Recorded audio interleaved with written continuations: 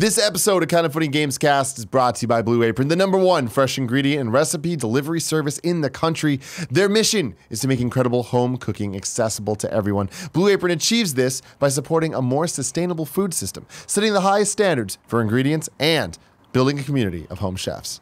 Choose from a variety of new recipes each and every week, or let Blue Apron's culinary team surprise you. Recipes are not repeated within a year, so you'll never get bored. Let me tell you about some upcoming meals. We're looking at summer vegetable and egg paninis with Calabrian chili, mayonnaise, and caprese salad. Soy glazed pork and rice cakes with bok choy and marinated green beans. I'm all about that. Skillet vegetable chili with cornmeal and cheddar drop biscuits. And garlic butter shrimp and corn with green bean salad and roasted purple tomatoes. I've never seen a purple tomato, but I'm excited about it. Greg Miller loves Blue Apron, and he is a master chef, as seen on the hit internet cooking show, Cooking with Greggy. Blue Apron knows you're busy, so now they're offering 30-minute meals. These meals are made with the same flavor and farm-fresh ingredients you know and love, and are ready in 30 minutes or less. Check out this week's menu and get your first 3 meals free with free shipping by going to blueapron.com/gamescast. That's blueapron.com/gamescast. Blue Apron, better way to cook.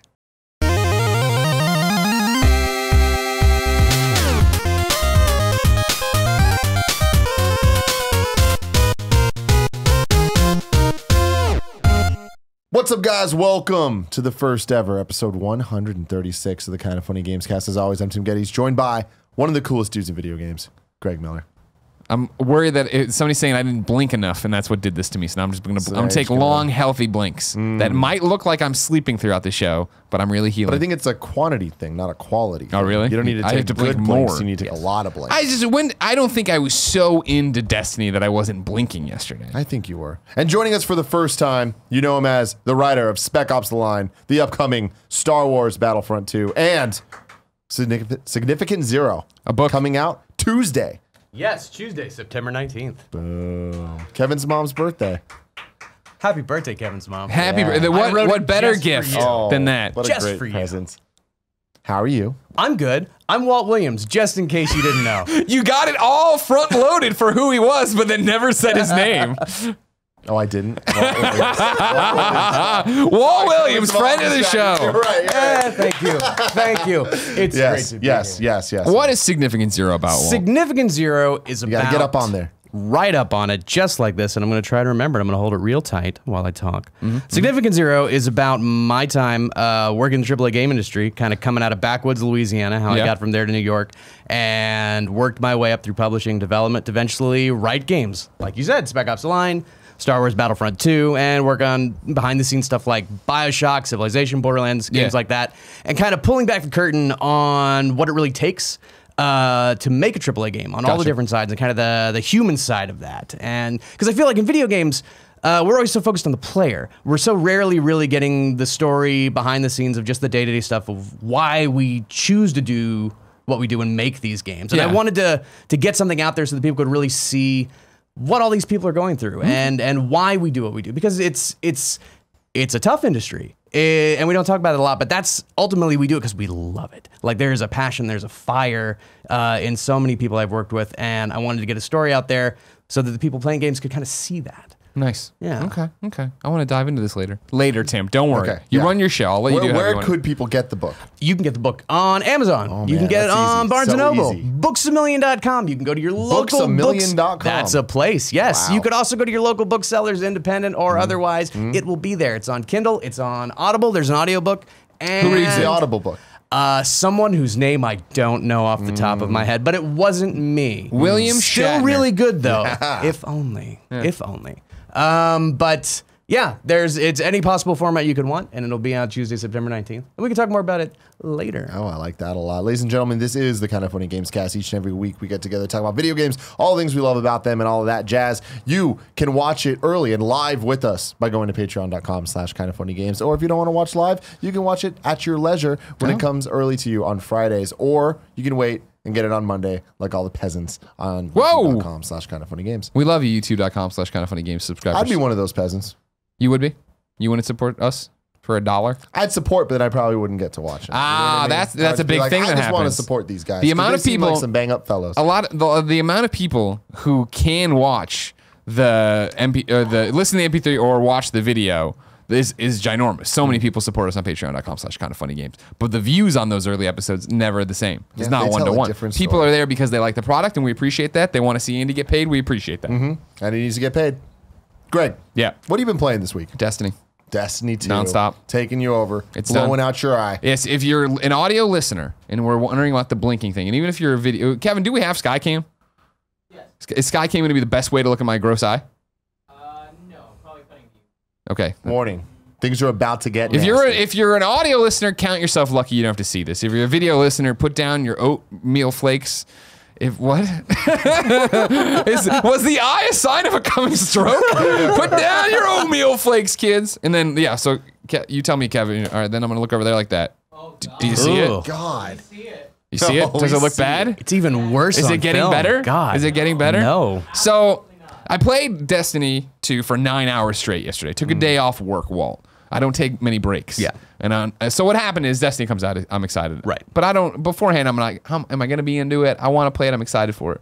We get it. I'm all in. I'm crazy about it. I'm nuts about it. I want to play it nonstop. We get to the weekend, though. Jen's older sister, a lovely woman, comes in to stay with us to visit. Hasn't seen her sister in a while because this whole, she's Canadian. I brought her in here. She can't go back. I miss my family. I wish I could work. You know, just yak. This wife of mine. I don't listen to her.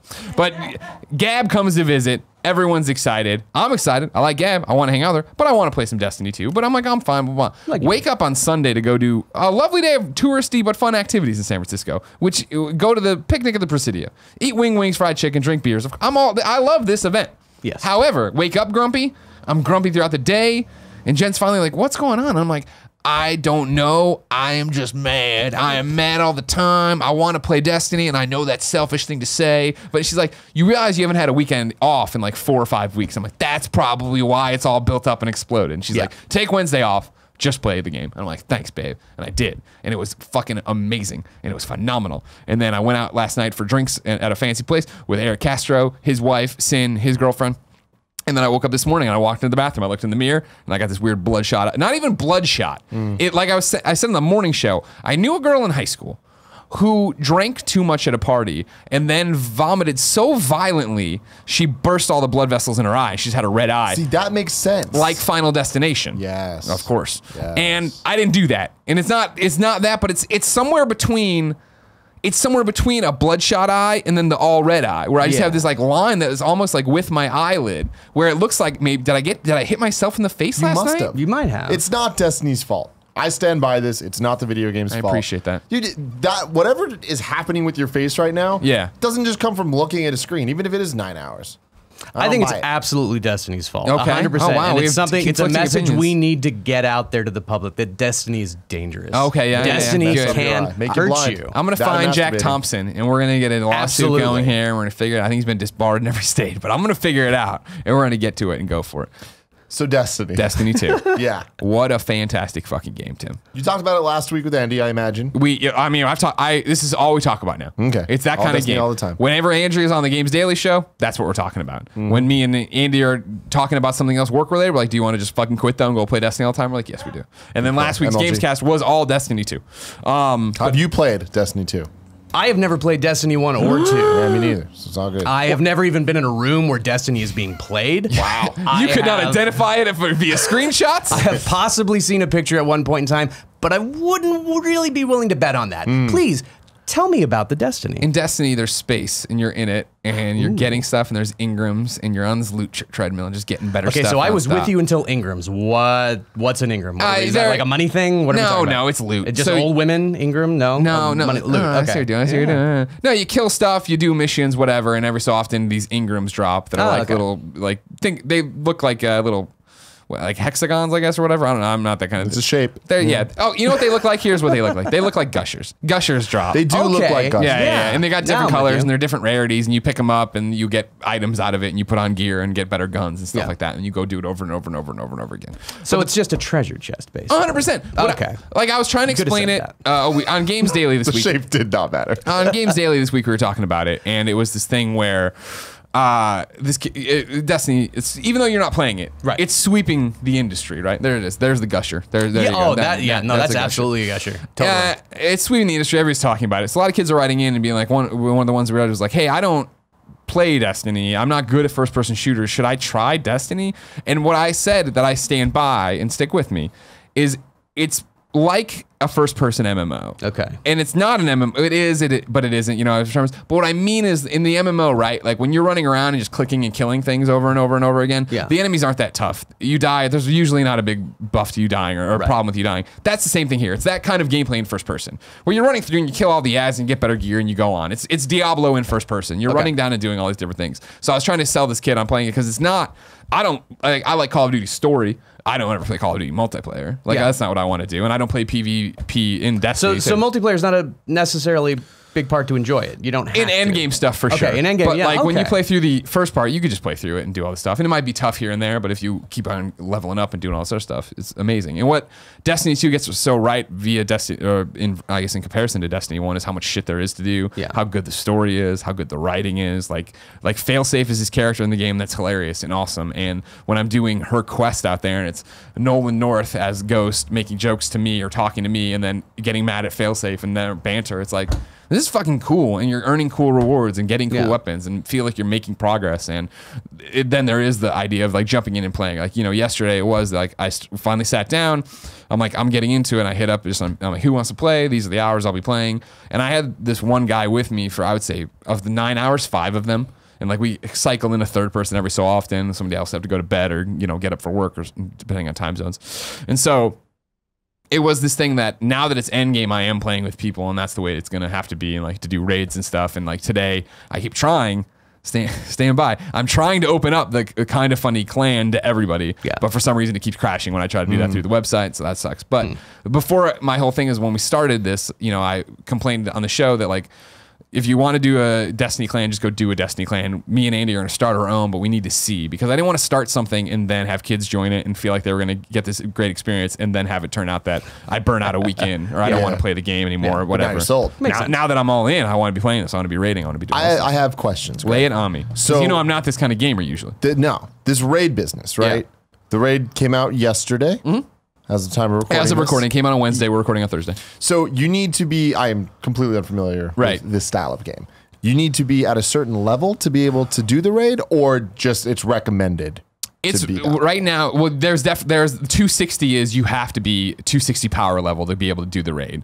If you went in at 260, what I've heard is you'll just get your fucking face kicked in. Okay. Like it's that thing. It's like Luke Smith tweeted that it was between 260 and 280 was the recommended power level to do the raid or whatever. But have from people beat the raid yet? Yes. Have a lot of people beat the raid? No. It was a big deal yesterday. Has when Alfredo the first group beat the raid? I have not seen Alfredo beat the raid or talk about beating the raid, but I wouldn't put it past him that he has. Okay. But because you know he must have, because I saw like Fran talked about doing it and stuff like that. And if Fran can fucking do it, Alfredo's doing it. But you know, the raid is like, if you go in blind, it's supposed to be like, you know, 8 hours or whatever of you trying to figure stuff out and stuff. That seems excessive. Now you can save and stop and leave and come back and stuff. Oh, you can. But that's nice. The hardcore kids are like, no, they're in this. And that was the big thing yesterday. Like, it was awesome.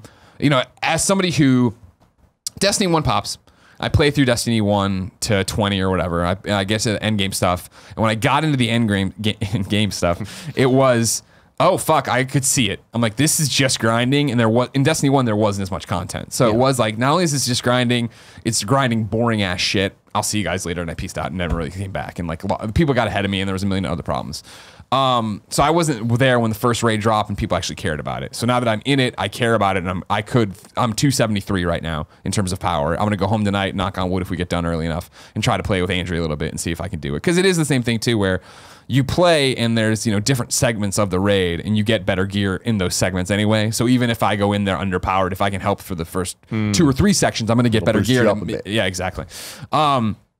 Yesterday there was a really cool thing, and this has probably happened before, but for me it's my first time seeing this and following Bungie, where there was these screenshots and video of Bungie in their giant conference room with these giant screens watching. They had segmented the screen up to watch a whole bunch of different like pro Destiny groups try to go through and do the raid, and then there was a video of them all freaking out when one of the groups actually did it and beat it, and like became the first people to do it. It was like, that's such a cool community thing. And that's like the thing about it right now, you know, a week removed from last time talking about Destiny 2 on Gamescast, where I was very much like, kept looking at the camera like, I don't know what they're talking about. I love this game. Because Andy and Andrea were both like, not critical in a bad way, but it was the normal situation where like, yes, it's Destiny, we love it. Here's our problems with it, and here's what we're upset about. And Andy's step that back a bit too. Of course, because he is a flip-flopper. Like He Nick is Scarpino. not a flip-flopper. He's got the most pretentious hair.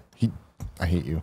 Hey, I'm just saying what I read on Reddit. All right. No, for me now here, it's this interesting thing of being a part of an online community, which is so rare for me, and maybe not so much this year with Friday the 13th or Marvel Heroes Omega, other games I've gotten into, but Marvel Heroes Omega is just me running around with seeing other people. I'm not playing with other people. Friday the 13th, it's just me doing private rooms with the Kind of Funny best friends, and so that's just hanging out with people. This being part of something that is so diverse and having people write in to Games Daily where they're like, hey, I am from this subreddit that's just Sherpas, and we'll take anybody through the raid, but we won't teach them. Like, we'll be there to answer questions, but not do that. And like, come join us. And like the way the Destiny community now that like, it's like anything else in gaming where I moved this rock and then like, oh my God, there's this whole thing happening here that I wasn't really part of before. And like I used to see Alfredo tweet about, we're trying to be the first in the world to beat the raid and for Destiny 1. But it's like, all right, good for you. Like I didn't realize that was like a competitive thing and that there was all these people trying to do. And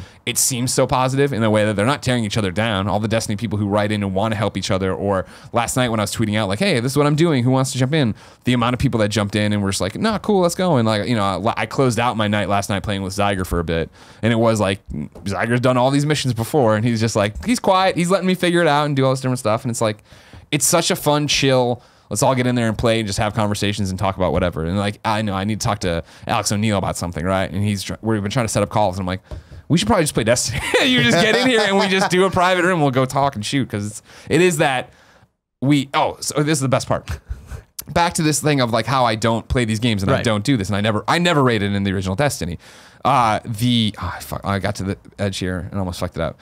The Nightfall raid, not the raid, the Nightfall mission, which is a mission that's hard. You go out there, you get better rewards, stuff, right? It was a big deal when this popped and it was the first thing to do. And it's the first like milestone of like, all right, cool, you're at 230, I think it is. You can go in and do this thing. I went in and did it yesterday with that kid I'd played with and one of his friends. And when we went in there, we're playing and we went through the first 2 or 3 times and just got destroyed or whatever.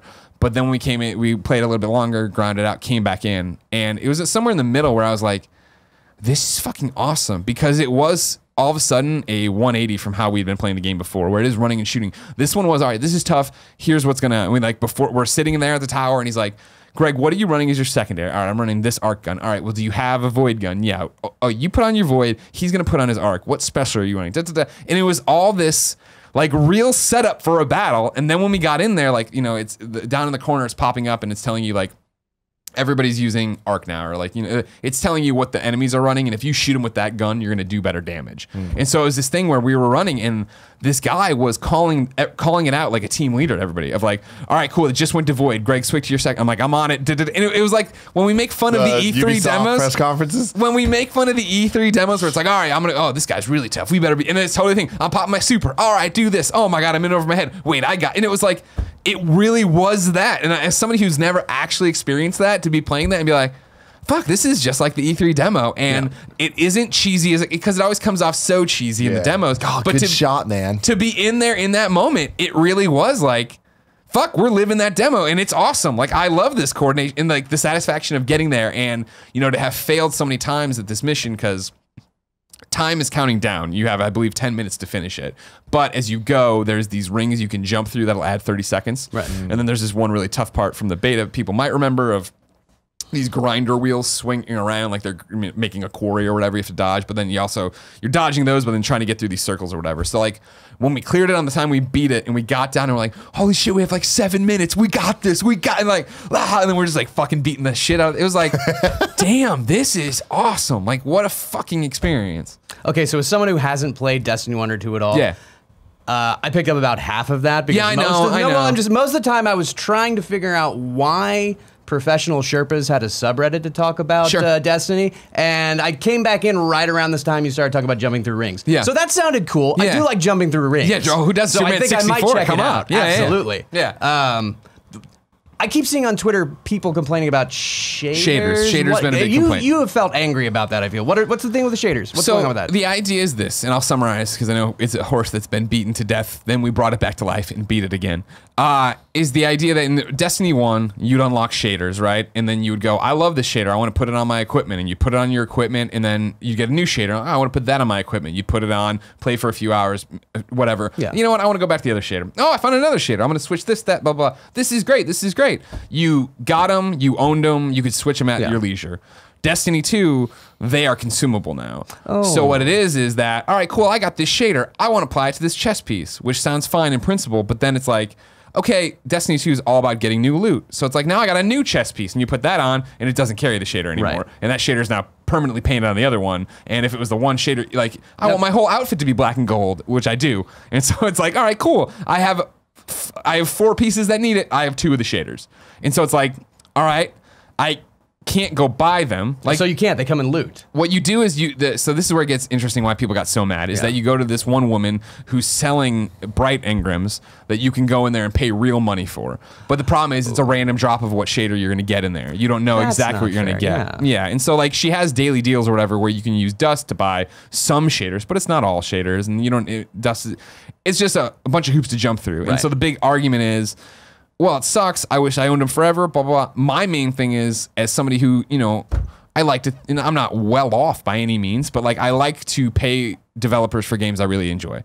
And so I really enjoy Destiny, right? Yeah. So if it was like, fuck, all right, cool. I'm going to go to the store and just buy those shaders. Okay. You know what I mean? Like you've earned that, but it's this fact of, I'll have the gear all pimped out the way I want to. I put up a screenshot on Twitter, and then it starts where this is better and that's better, and then I'm a hodgepodge of colors, and I can't Skittles back. Exactly, I can't get exactly what I want without having to wait forever for it to go. Blah blah. And Luke Smith says, well, shaders are meant to be there as rewards for certain missions and this, that, and the other, so you can start to do it and plan where you're going to be, but that's a lot of work, and it's not advertised that way. And do I want to go into defense? It's just a rigmarole. No, that makes sense. I mean, that would anger me too, because like some days. It's like maybe I want to have a purple day. Exactly. And so maybe I want to have a black day. And you want to have that one, especially if you're paying like real money for that. Yeah. At least you would want to have the option to pay real money for exactly the color you want. And you can get them from the game, dropping them that. And you do get a lot. I do have a ton of shaders, but it is like, I had this, I think it was Dust and Dawn one, Tim. Fucking choice. It's this metallic hot pink, hot blue. Woo! And so I put it on my chest piece, and then I put it on the pants, but then I didn't have another one. So my arms didn't have it, my cape didn't have it. So I'm like mixing and matching, and then I got better armor and I put that on and I didn't have it. And it's just like, it would be much cooler, I think, to go boom, be done with it. Yeah. But you can do it to your guns too. But this is the thing where everybody got so mad about it because Destiny 2 has done so much right. Yeah. It's done so much right. It's such a great game. It's so much fun. It's funny. It's interesting. There's so much content. They've nailed so much of it that then this like one annoyance. Because I saw somebody tweet today of like, that game I've played for 100 hours is awesome, but I'm fucking furious that I can't, like in perspective, who the fuck cares? Like I don't mind looking stupid, especially because it's first person for the most part. It's not until I go to my menu that I really think about. Like, oh. Yeah. But there's also like, there's now it's bad, but it's not as bad in the way that you do get shaders pretty plentifully. When you get a piece of armor you do like, if it's legendary or exotic, you can infuse it with the new stuff so that you're keeping the look. So if I love that chest piece and I made it a certain color, I keep finding better things. I can infuse it to get those stats but keep it looking the same. That's a nice. But then I'm spending legendary. Like there's all these little things, but then what if I get the exotic and It's a whole rigmarole. But it's fucking worth it. Destiny 2 is awesome. The day totally worked. I'm no longer grumpy. I came in today. I ironed my shirts. I cleaned up the house this morning. I feel like you need that one every so often. Reset. That selfish child day to be then come back to be a real adult as in this world. But it's like all I want to do is go home and play more. But it's not behind my eyes digging on me the way it was leading into this. And I know that's now it's in front of my eye. We have to figure this out. Is there an optometrist in the comments to respond and tell me what I did? I have emailed the staff page of my optometrist. We'll see if they check that email. Walt, what have you been playing? So here's the thing. I've got a 17-month-old baby. Oh, no. So I haven't been playing anything. I've played very, very... sorry. Oh, thank you. Yeah. She's super sweet. Yeah? She's What's her taken name? all of my time. Her name is Parker. She's adorable. Hi, Parker. You're not watching, nor can you speak English, but hello. She's great. But my gaming has plummeted drastically since I had a child. You know, you replace it with other things like actual happiness, which is wonderful. I can look at my daughter and simply be joy, but I don't get to play that much anymore. What I have played in the past 17 months, I made it through Night in the Woods, which might be one of my favorite games in years. That hit me in all the right spots. Final Fantasy 15. So, time out. I want to give Night in the Woods more credit because this is a game that when it was coming up on release, the developers and a whole bunch of people were like, "This is a Greg game. This is like Gone Home ish. You need to play this. You need to play this." And I missed it, and so I started it with Jen a few weeks ago, maybe months ago now. Time loses all meaning, and played. I forget if like an hour and a half of it, and enjoyed it, and stepped away, and I fucked up and didn't go back to it right away. Yeah. So but I need to go back to it. Okay, so that happened to me. I started playing it and got about an hour in and stopped. Yeah. And then I didn't go back for maybe a month or two. And then I was like, you know, something about it. I think maybe someone tweeted about it, or I saw a piece of the art again, and the visual style of it is so enticing. It's so beautiful.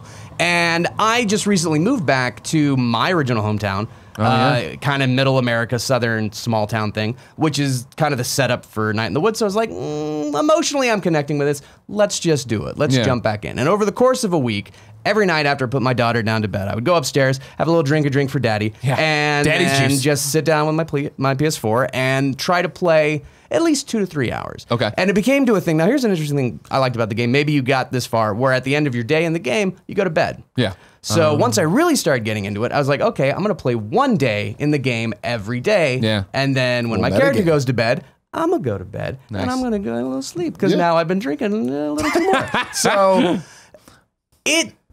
it's hard to get too much into it without spoiling things because there's a lot of narrative intricacy to it. But it's a game that, as someone who writes games, it really affected me because it was clear that the people who made this game love every single character. Every single character is adored. There isn't anyone in this game that you feel like the writing or the story or the creators are making fun of. They don't exist just to be mocked. Everyone is fully three-dimensional and flawed and beautiful in their own way. Yeah. Even if they might be a villain in the broader story.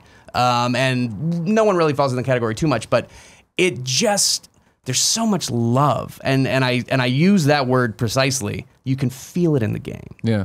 And the writing is phenomenal, and there's, you're going to your old town mall, which is, if you've ever been home and you've been to the mall that you grew up in, and now it's like nothing but empty stores, like, that feel, that sadness of like, where's everything? Well, that was going into your Hot Topic, trying to steal a wallet. As somebody, right, who like moved away, grew up in Chicago, moved away from the suburbs, and then to come back for whatever holiday or whatever, funeral or whatever the hell it's going to be, to get there and see the people that I associate with, my friends with high school and home, and the way their lives have changed, and that nothing is the same that I think of it, right? That whole place is a time capsule to me, and I go there, and it's like, oh, right, no, you've all been living lives and doing things and seeing each other. And like, even from the little bit I played of it, of her coming back and going in and reuniting with her friends and trying to catch up with certain people, it's like, oh, right, like, this is hitting, I understand the threads of it. Yeah. So I think you should definitely go back and check it out. Once you hit both that Destiny fix thing, of course. Have you managed to play it at all? I have not, no. You should check it. Is this your kind of game? You and I have never talked about games before, so I don't know. Yeah, I don't know. Yeah. I'm not sure. I don't. Is this the one with the cute little animal? The cat. Yeah, everyone's an animal. Cool. There's a goth alligator. Fun. Love. As a Louisiana boy. A grumpy Louisiana boy, actually. I mean, again, I don't want to say too much. Okay. But I think it's absolutely... It took me about 13 hours maybe total, which is kind of just beyond my sweet spot. I like a game that's going to be right now between about 5 and 8. That's right where I'm. That's what I like. But it was so good and pulled me in so much that I was totally cool giving it about 15 hours or so. Yeah, Andy loved it. What I hold out hope for with Night in the Woods is what literally everyone on GAF says about every game, but like Switch. Yeah. If it came to Switch, I feel like that would be such a great, I'm on a plane, let's get into this world and this narrative adventure, blah, blah. Whereas when I come home to PlayStation, not that I need explosions and fucking HD visuals, but it's like, there's so many bigger experiences, whether it be Destiny, whether it be something, Friday the 13th, something that's ongoing that I don't feel like, wait, where was I and what's happening? I feel like if I had it for a trip, it'd be great. So here's the thing. I don't own a Switch. I was gonna son of a bitch. I was gonna buy one. Gotta get it. I was gonna buy one. But I went over to a friend's house. There was the whole thing. It was hard to get it first. Sure, it was like a day one exclusive for Zelda. If you got Zelda, you could get a Switch. I wasn't there day one, so I didn't get one. Yeah. Went over to a friend's house after a couple months. I was really everyone was just talking about how great Zelda was. And I'm there seeing their new baby, and I'm like, hey man, what if we fire up the real pretty thing over there, that little Switch? Let me take it for a spin. And he turns it on. He's like, oh man, you're gonna love Zelda. It's so great. You can literally climb anything in the game. I'm like, awesome. And I walk straight over to a wall that you cannot climb. He's like, okay, shrine walls. Well, not everything. You can't climb that. I was like, oh, so it's just a video game. I'm done with you, Zelda. You broke the Switch over your knee. He's like, that's mine. I'm not gonna get a Switch now. And like, that is a mistake. Here's what you want to know what's actually convinced me to now go buy a Switch? Yeah. Sonic. Dude, everyone talking about Sonic. Dude. Seems Let This me is tell you, Sonic fanboy Sonic number Mania is like one of probably top 3 for my game of the year so far. Like it is. If you like Sonic games at all, it is the ultimate Sonic game. It is such a love letter to what makes those games good, and it takes away so much of what makes them bad. Not all of it though, because that's part of the charm of what Sonic is.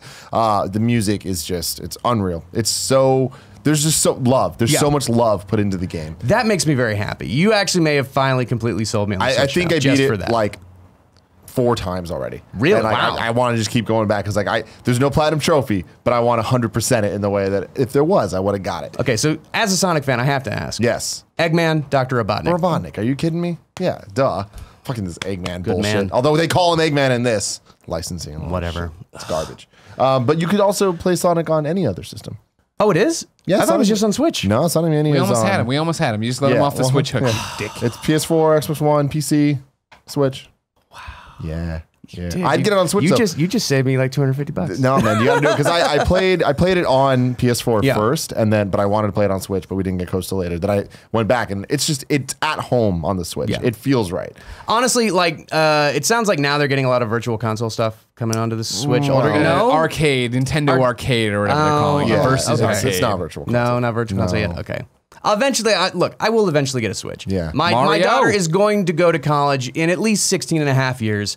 I will be able to get a Switch somewhere Easily. in that window. Yeah, it will hopefully. happen.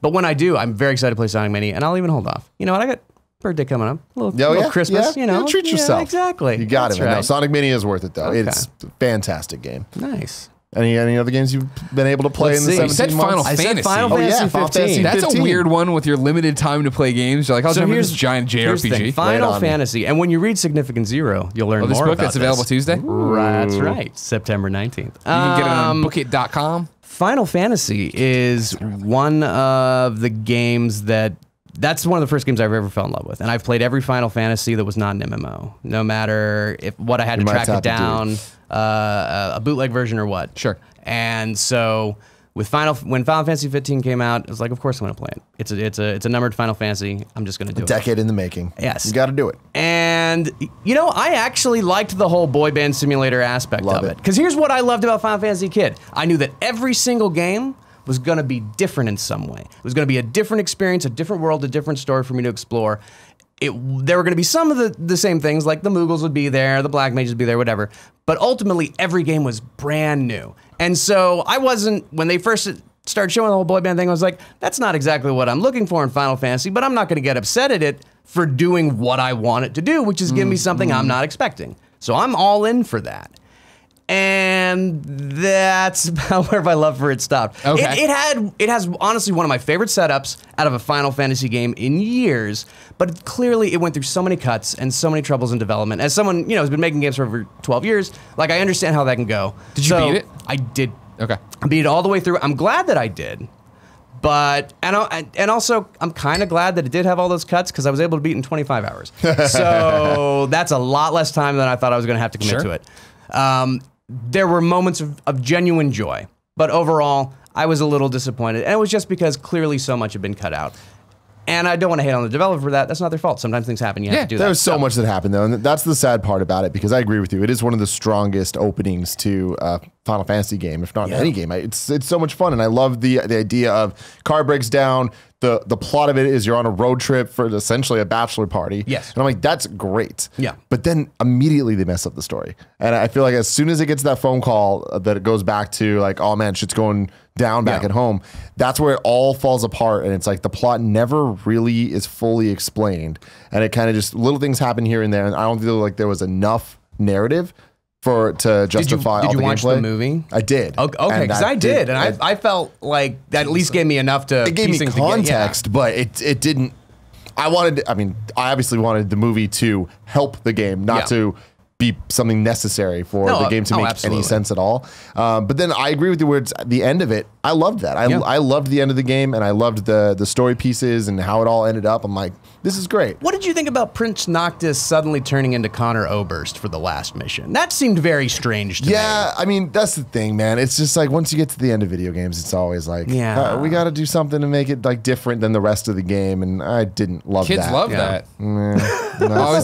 I don't know why games get that wrong all the time. Where I'm there's so many video games, and it's better, I think, now than it used to be, but there's so many games where I'd put it down and somebody asked me, I'm like, I don't understand why developers choose that they want to leave you frustrated as the final note of their game.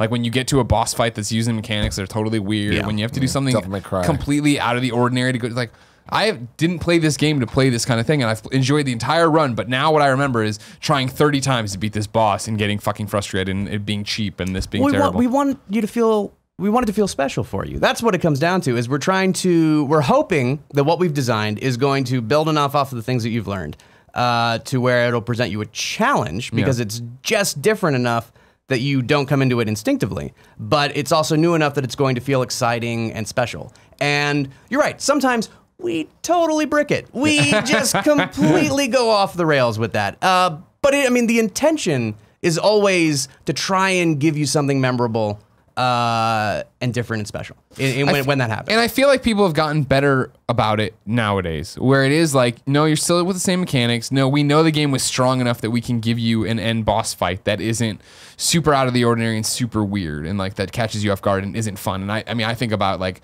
when you look at the Uncharted ending boss battles, right? Where it's like Uncharted 1 ends and it's like this weird fist fight that you have not done at all this entire game. It's like, why is this weird ass mechanic there? And then to beat, Lost Legacy and be like, cool, I've done this before in this game. I understand how all this all builds together. And again, that entire journey is interesting, not that one boss fight they want to make it. But I understand too of like, you've built me in video games in general, you've built me up to be the ultimate character, but here's my ultimate villain. How can he really match you in a way that isn't super? Well, I think it comes back to the gameplay, and it's like, is it something where it's like you've earned your skills over the experience, and now this is a thing of like challenging you with that, and it can be a slight twist, but it's when it's completely different that I don't like it. Like Halo, I think is a great example. Halo 1 is a great example of, you've been using the Warthog the entire time, but now at the end, it's like it's a chase scene or like things are exploding, you had to get out of there, but it's still gameplay that you've played the entire time. Whereas Devil May Cry 1 is probably the biggest insult to me of this, where you play through this whole game and it has a certain style,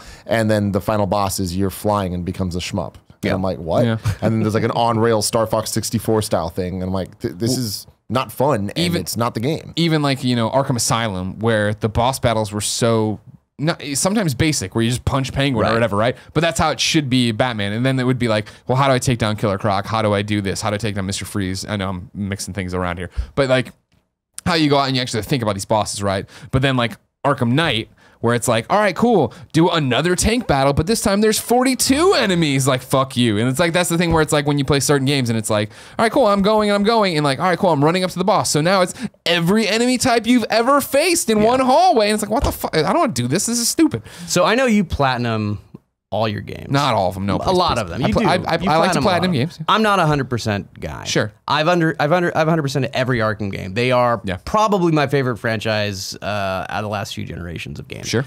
And Arkham City, all the stuff with the tank, it broke my heart. It was a logical Arkham Knight. That's I'm just helping you. I know that I don't want the comments coming after. No. Thank you so much. It was a logical progression of the gameplay to finally add the Batmobile, obviously. But the gameplay of that was hard. But going back on what you're saying about these special endings. Yeah. Arkham Knight does that in a way that where like the last hour and a half of the game just like throws out everything you've understood about how this game is going to be played, just gives you this massive cinematic, and then thrusts you into, I'm not going to do too many spoilers here, but into this whole different gameplay sequence that leads to the climax that made me forgive every single mistake not only this game had made, but in any other Arkham game. It filled me with it was the best ending to a video game, including ones I've written that I have experienced in probably 10 years. An example like that for me that I know not everyone agrees with, I think we even disagree on, is Metal Gear Solid 4.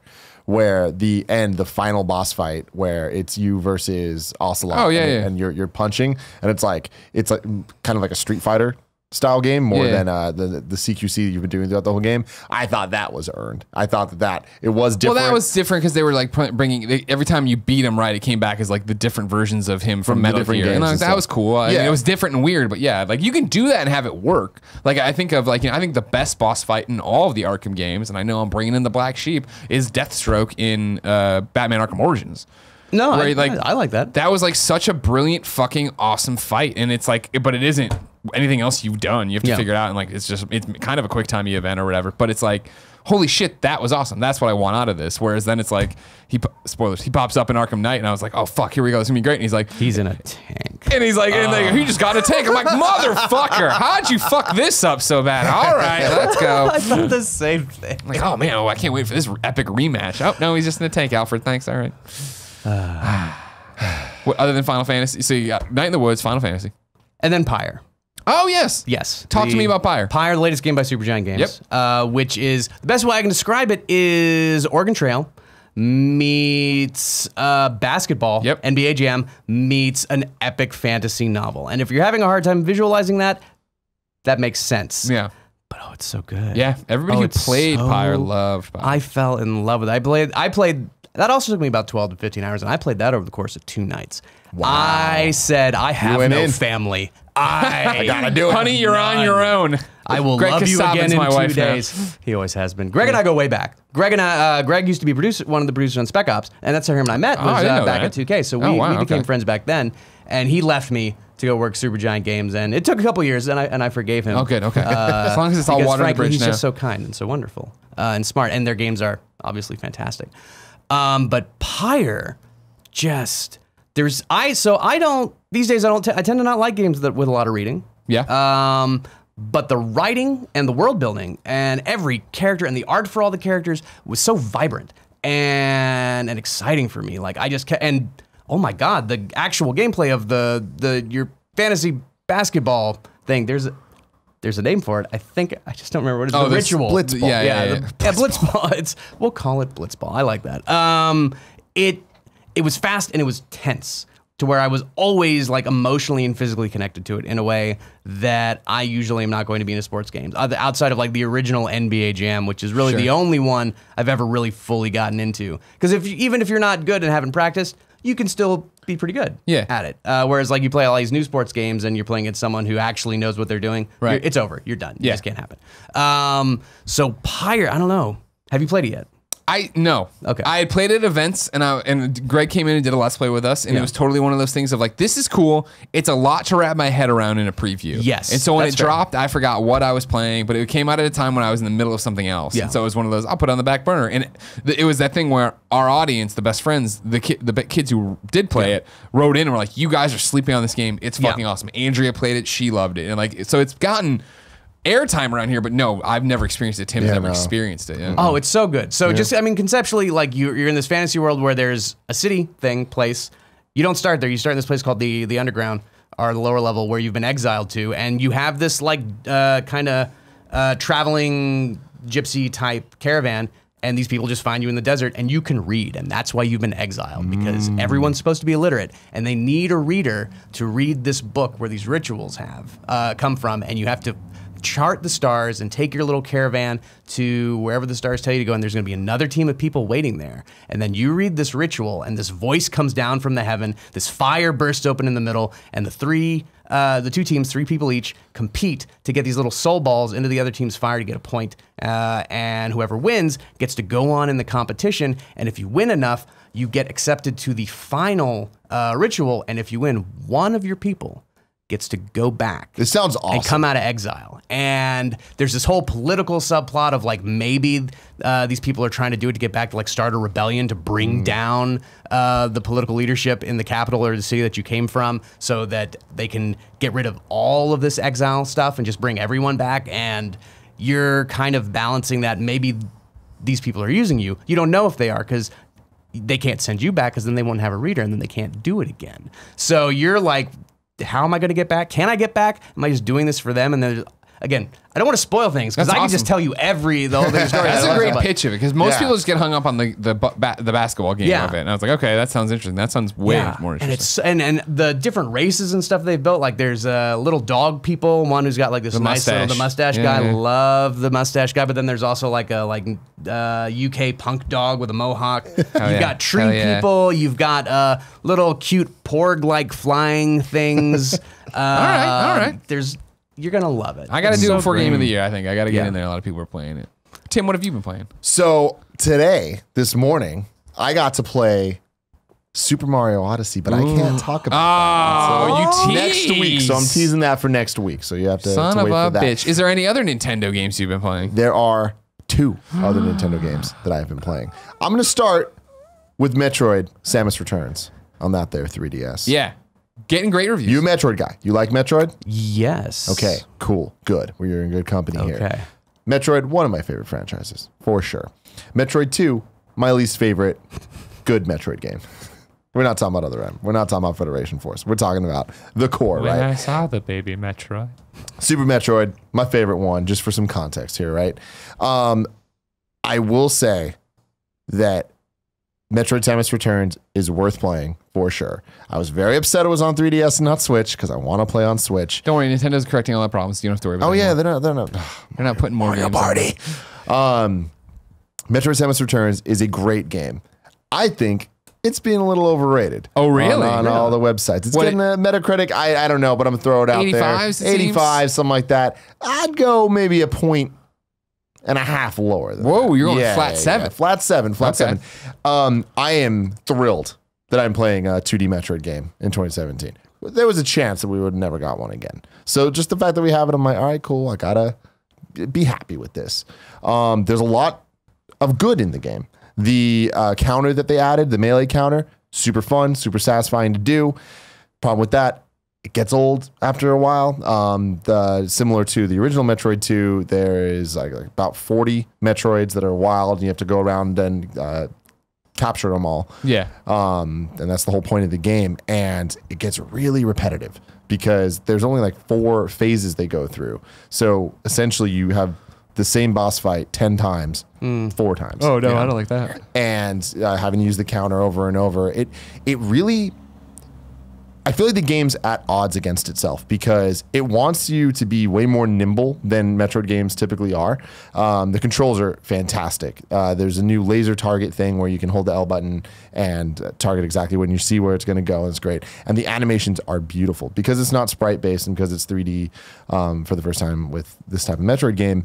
The way Samus moves and like can put her gun behind her back and stuff, it's like you feel like a badass in a way that I haven't ever felt before in Metroid. Interesting. I wanted to, and I'm being told that I'm a badass, but now it looks like You're I'm a envisioning badass. it. It's like when Yeah. you used to play, when you play any 8-bit game or 16-bit game and you kind of make the narrative around it, right? And Yeah. envision the battle a bit different than what Yep. you're actually seeing. But seeing the way Samus moves, it's like, it's really cool. And I will say that this is the first game since Mario 3D Land that I had the 3D slider on. Oh, wow. The entire time. Really? It is gorgeous. Okay. Seeing the depths of the caves and there's some fun surprises of things in the background that end up coming in the foreground and stuff. And it's like, it's really cool. And that's all great. But where the game's at odds with itself is the way she's nimble and the way she can now like grab onto ledges and stuff. It's awesome. But then the counter makes everything stop. Like you have such great momentum and you're moving. Every enemy, you need to wait until they come at you to counter. And it's like, it reaches a point where I feel like the game kept stopping me from moving through how it wanted me to play it, right? So that kind of frustrated me. It is still great Metroid. There's in classic Nintendo fashion the last couple of years, there's a baby mode essentially where you can't really lose. And like if you need to find where the breakable walls all are, all you need to do is hit A. It scans the place and it'll tell you where they are. Gotcha. You don't need to use it though. And I liked that. I think Nintendo's been good about having the option for people that need the extra help, but not requiring you to use it if you don't want to. But yeah, I just think that overall it in some ways feels so much better than a lot of the other Metroid games felt to play, but I just feel like the map design was all right. The repetitiveness of the bosses really let me down, and also just the repetitiveness of the enemy designs. But all the upgrades and abilities, like the original ones and the new ones they added, they're super cool. And I just look at this, I'm just like, I can't wait to get the next proper 2D Metroid game. All right. I do recommend it. I'm down on it, but it's like it's still a Metroid game. Like it's still great. Yeah, I mean that still sounds. Mercury's team knocked it out of the park. Oh, that's good. So like, I would have never expected it from them. But yeah, and the soundtrack is killer. So it's knocked it out of the park. 7.0. Yeah, well, not I know. The problem with it though is you're starting with Metroid 2.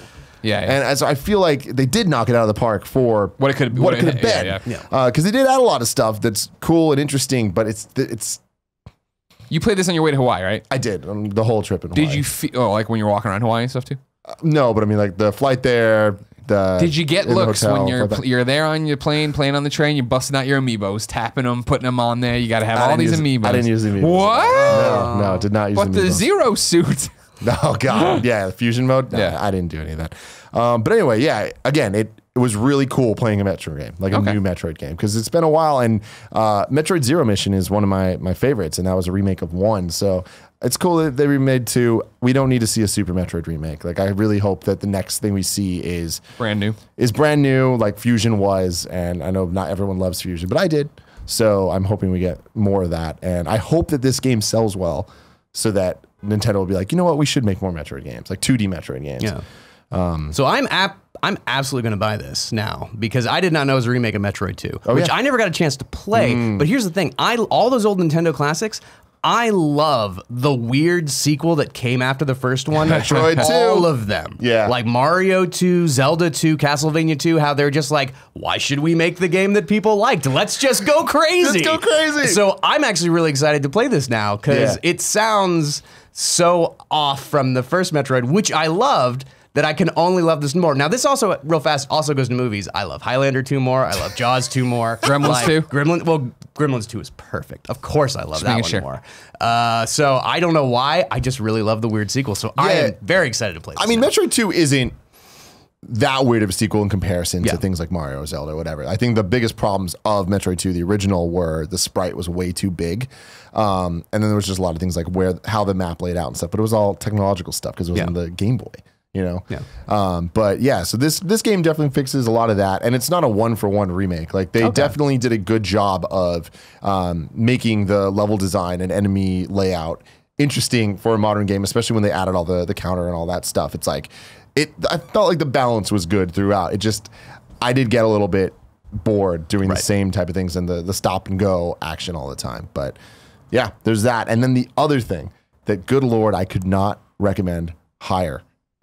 Project Octopath Traveler. Oh, you did the demo. My God. Yeah, so yesterday, as of recording this, the Nintendo Direct happened, and one of the games they focused on was Project Octopath Traveler, working title, which surprises me that that's still a working title and that they have a demo out? There's a demo out with English voice acting. It's a meaty demo. There is a lot there. I'm like, what? Guys, figure this shit out. You know? That seems a little weird, but you not having a Switch yet, this is going to be the game that is going to sell you, man. If you're a Final Fantasy guy, if you're an old school Final Fantasy guy, man, have you seen this game? No, I've heard I was at a comic book store right before I came here, and they were talking about it and talking about the same thing you just said. Why are they using this placeholder title? Oh my God, it's horrible. I saw the title online when people were talking about it the other day, and I was like, what? That seems fine. I mean, it seems like a video game title. Yeah. So to me. Okay. Definitely seems like a Japanese. Yeah. This is my Tim Gettys soapbox moment. Okay. Here we go. Everybody's getting up. This game needs to be called Final Fantasy. Okay. Like, it would help it sell so much, and it's going to be a crime when it gets called something else and sells all right. When if it was just called Final Fantasy, add in a couple Moogles, add in a couple things or whatever, and you'll be fucking fine. Playing this game reminds me of playing Final Fantasy VI for the first time. And that is the highest compliment I can give a JRPG. Oh, no, absolutely. You've just invoked it. Yes. Is your Switch here? Is it here? It's not here. I don't have it here. It made me feel a nostalgia in a way that wasn't just that retro. Like, you know, a couple years ago, and it's probably a decade now, when all the retro games were coming out, and it's like, oh, everything looks like a 2D side scroll, and it's all 8-bit. Yeah. Some are 16-bit and whatever. Like, you see things like Shovel Knight, and you're like, oh man, like this reminds me of how things used to be. We got so many of those now with JRPGs as well, where you can just like, oh, cool, it's sprite based. There's something about this where it's sprites, but in a 3D like CG world where there's like lighting. And it's like tilt shift photography. And I'm like, this is what those games would have looked like now. And when you're playing through it, there's just so many little details that aren't just, oh, this is a kitschy, fun thing that reminds me of before. It's like, no, this is what before would have been like now. Right. The music is super updated. It's not like the MIDI sound files or whatever. It's not 8-bit, 16-bit sounds. It's like fully orchestrated, beautiful music. And I cannot compliment the music enough. It's so good. I downloaded the whole rips off YouTube already on my iPod. There's, when you see the text bubbles that come up and of the characters going through, there's voiceovers for them. And it's just like, I remember playing Final Fantasy VI and just being like, oh, I wish it would talk to me. And now it does. And it adds so much to it. The characters are super cool. The story's really interesting. A little tropey, the story. Yeah. But I'm down for it. It's I only played one half of the demo because, and I'm not even going to play the other half. I'm going to wait till this thing comes out. Like, I am so sold on it. So I played Primrose, who's the dancer girl, and it's essentially like Moulin Rouge. And I'm like, all right, cool, you already sold me there. I think you and I would like a lot of the same things. The battle system is really interesting. I never really played the Bravely Default games, or Bravely Default and Bravely Second or whatever it was. But from what I hear, it's made by the same people, so it's very similar battle system. But it reminds me of Final Fantasy X, where it's not active time battle. It is turn-based, where it also kind of reminds me of like Pokemon, where you are wait, it's your turn, then their turn. You can see at the top of the screen the order of attacks that people can do. And it is just super fun. The battle system's great, where it's kind of a risk reward thing where you have this thing called break, and you have like every turn you get one break point. Yeah, I might be saying the wrong thing, but whatever. For the sake of this conversation, we're gonna call it break. You get 5 breaks that every turn you get 1 point, and you can use that to amp up and multiply your attack. Right. So you can use it every turn. You use 1 to make your attack times 2, or if you wait 3 turns, then you can use your max and you have 3, and it's like the level 3 of either your attack or your spells or whatever. And in addition to that, each enemy has a counter on them where every time you hit them, let's say it says 3, if you hit them 3 times, they go into like a stun mode. Yeah. So there's all this math you have to start doing where you look at it and you're like, you try to set people up so that your hits are at the right time where it stuns them. Then you can unleash the max 3 thing on them and it really fuck them up. And it's super satisfying. Really fucked them up. Like I loved it. And there's one boss fight you get to play in the demo, and it was interesting. And they set up the story very well for me to hate the character that I'm facing off against. And I don't know, it's just like playing it reminded me of playing games that I never thought I would have again. Right. And I'm just like, good Lord, I want this now. And the demo is downloadable now for everyone. Oh, free for everyone, man. It's I can't believe it. You just gotta get a Switch. You gotta get that Switch. Well, yeah, so it's really funny. This is all sounds so amazing. I'm now totally sold on this game.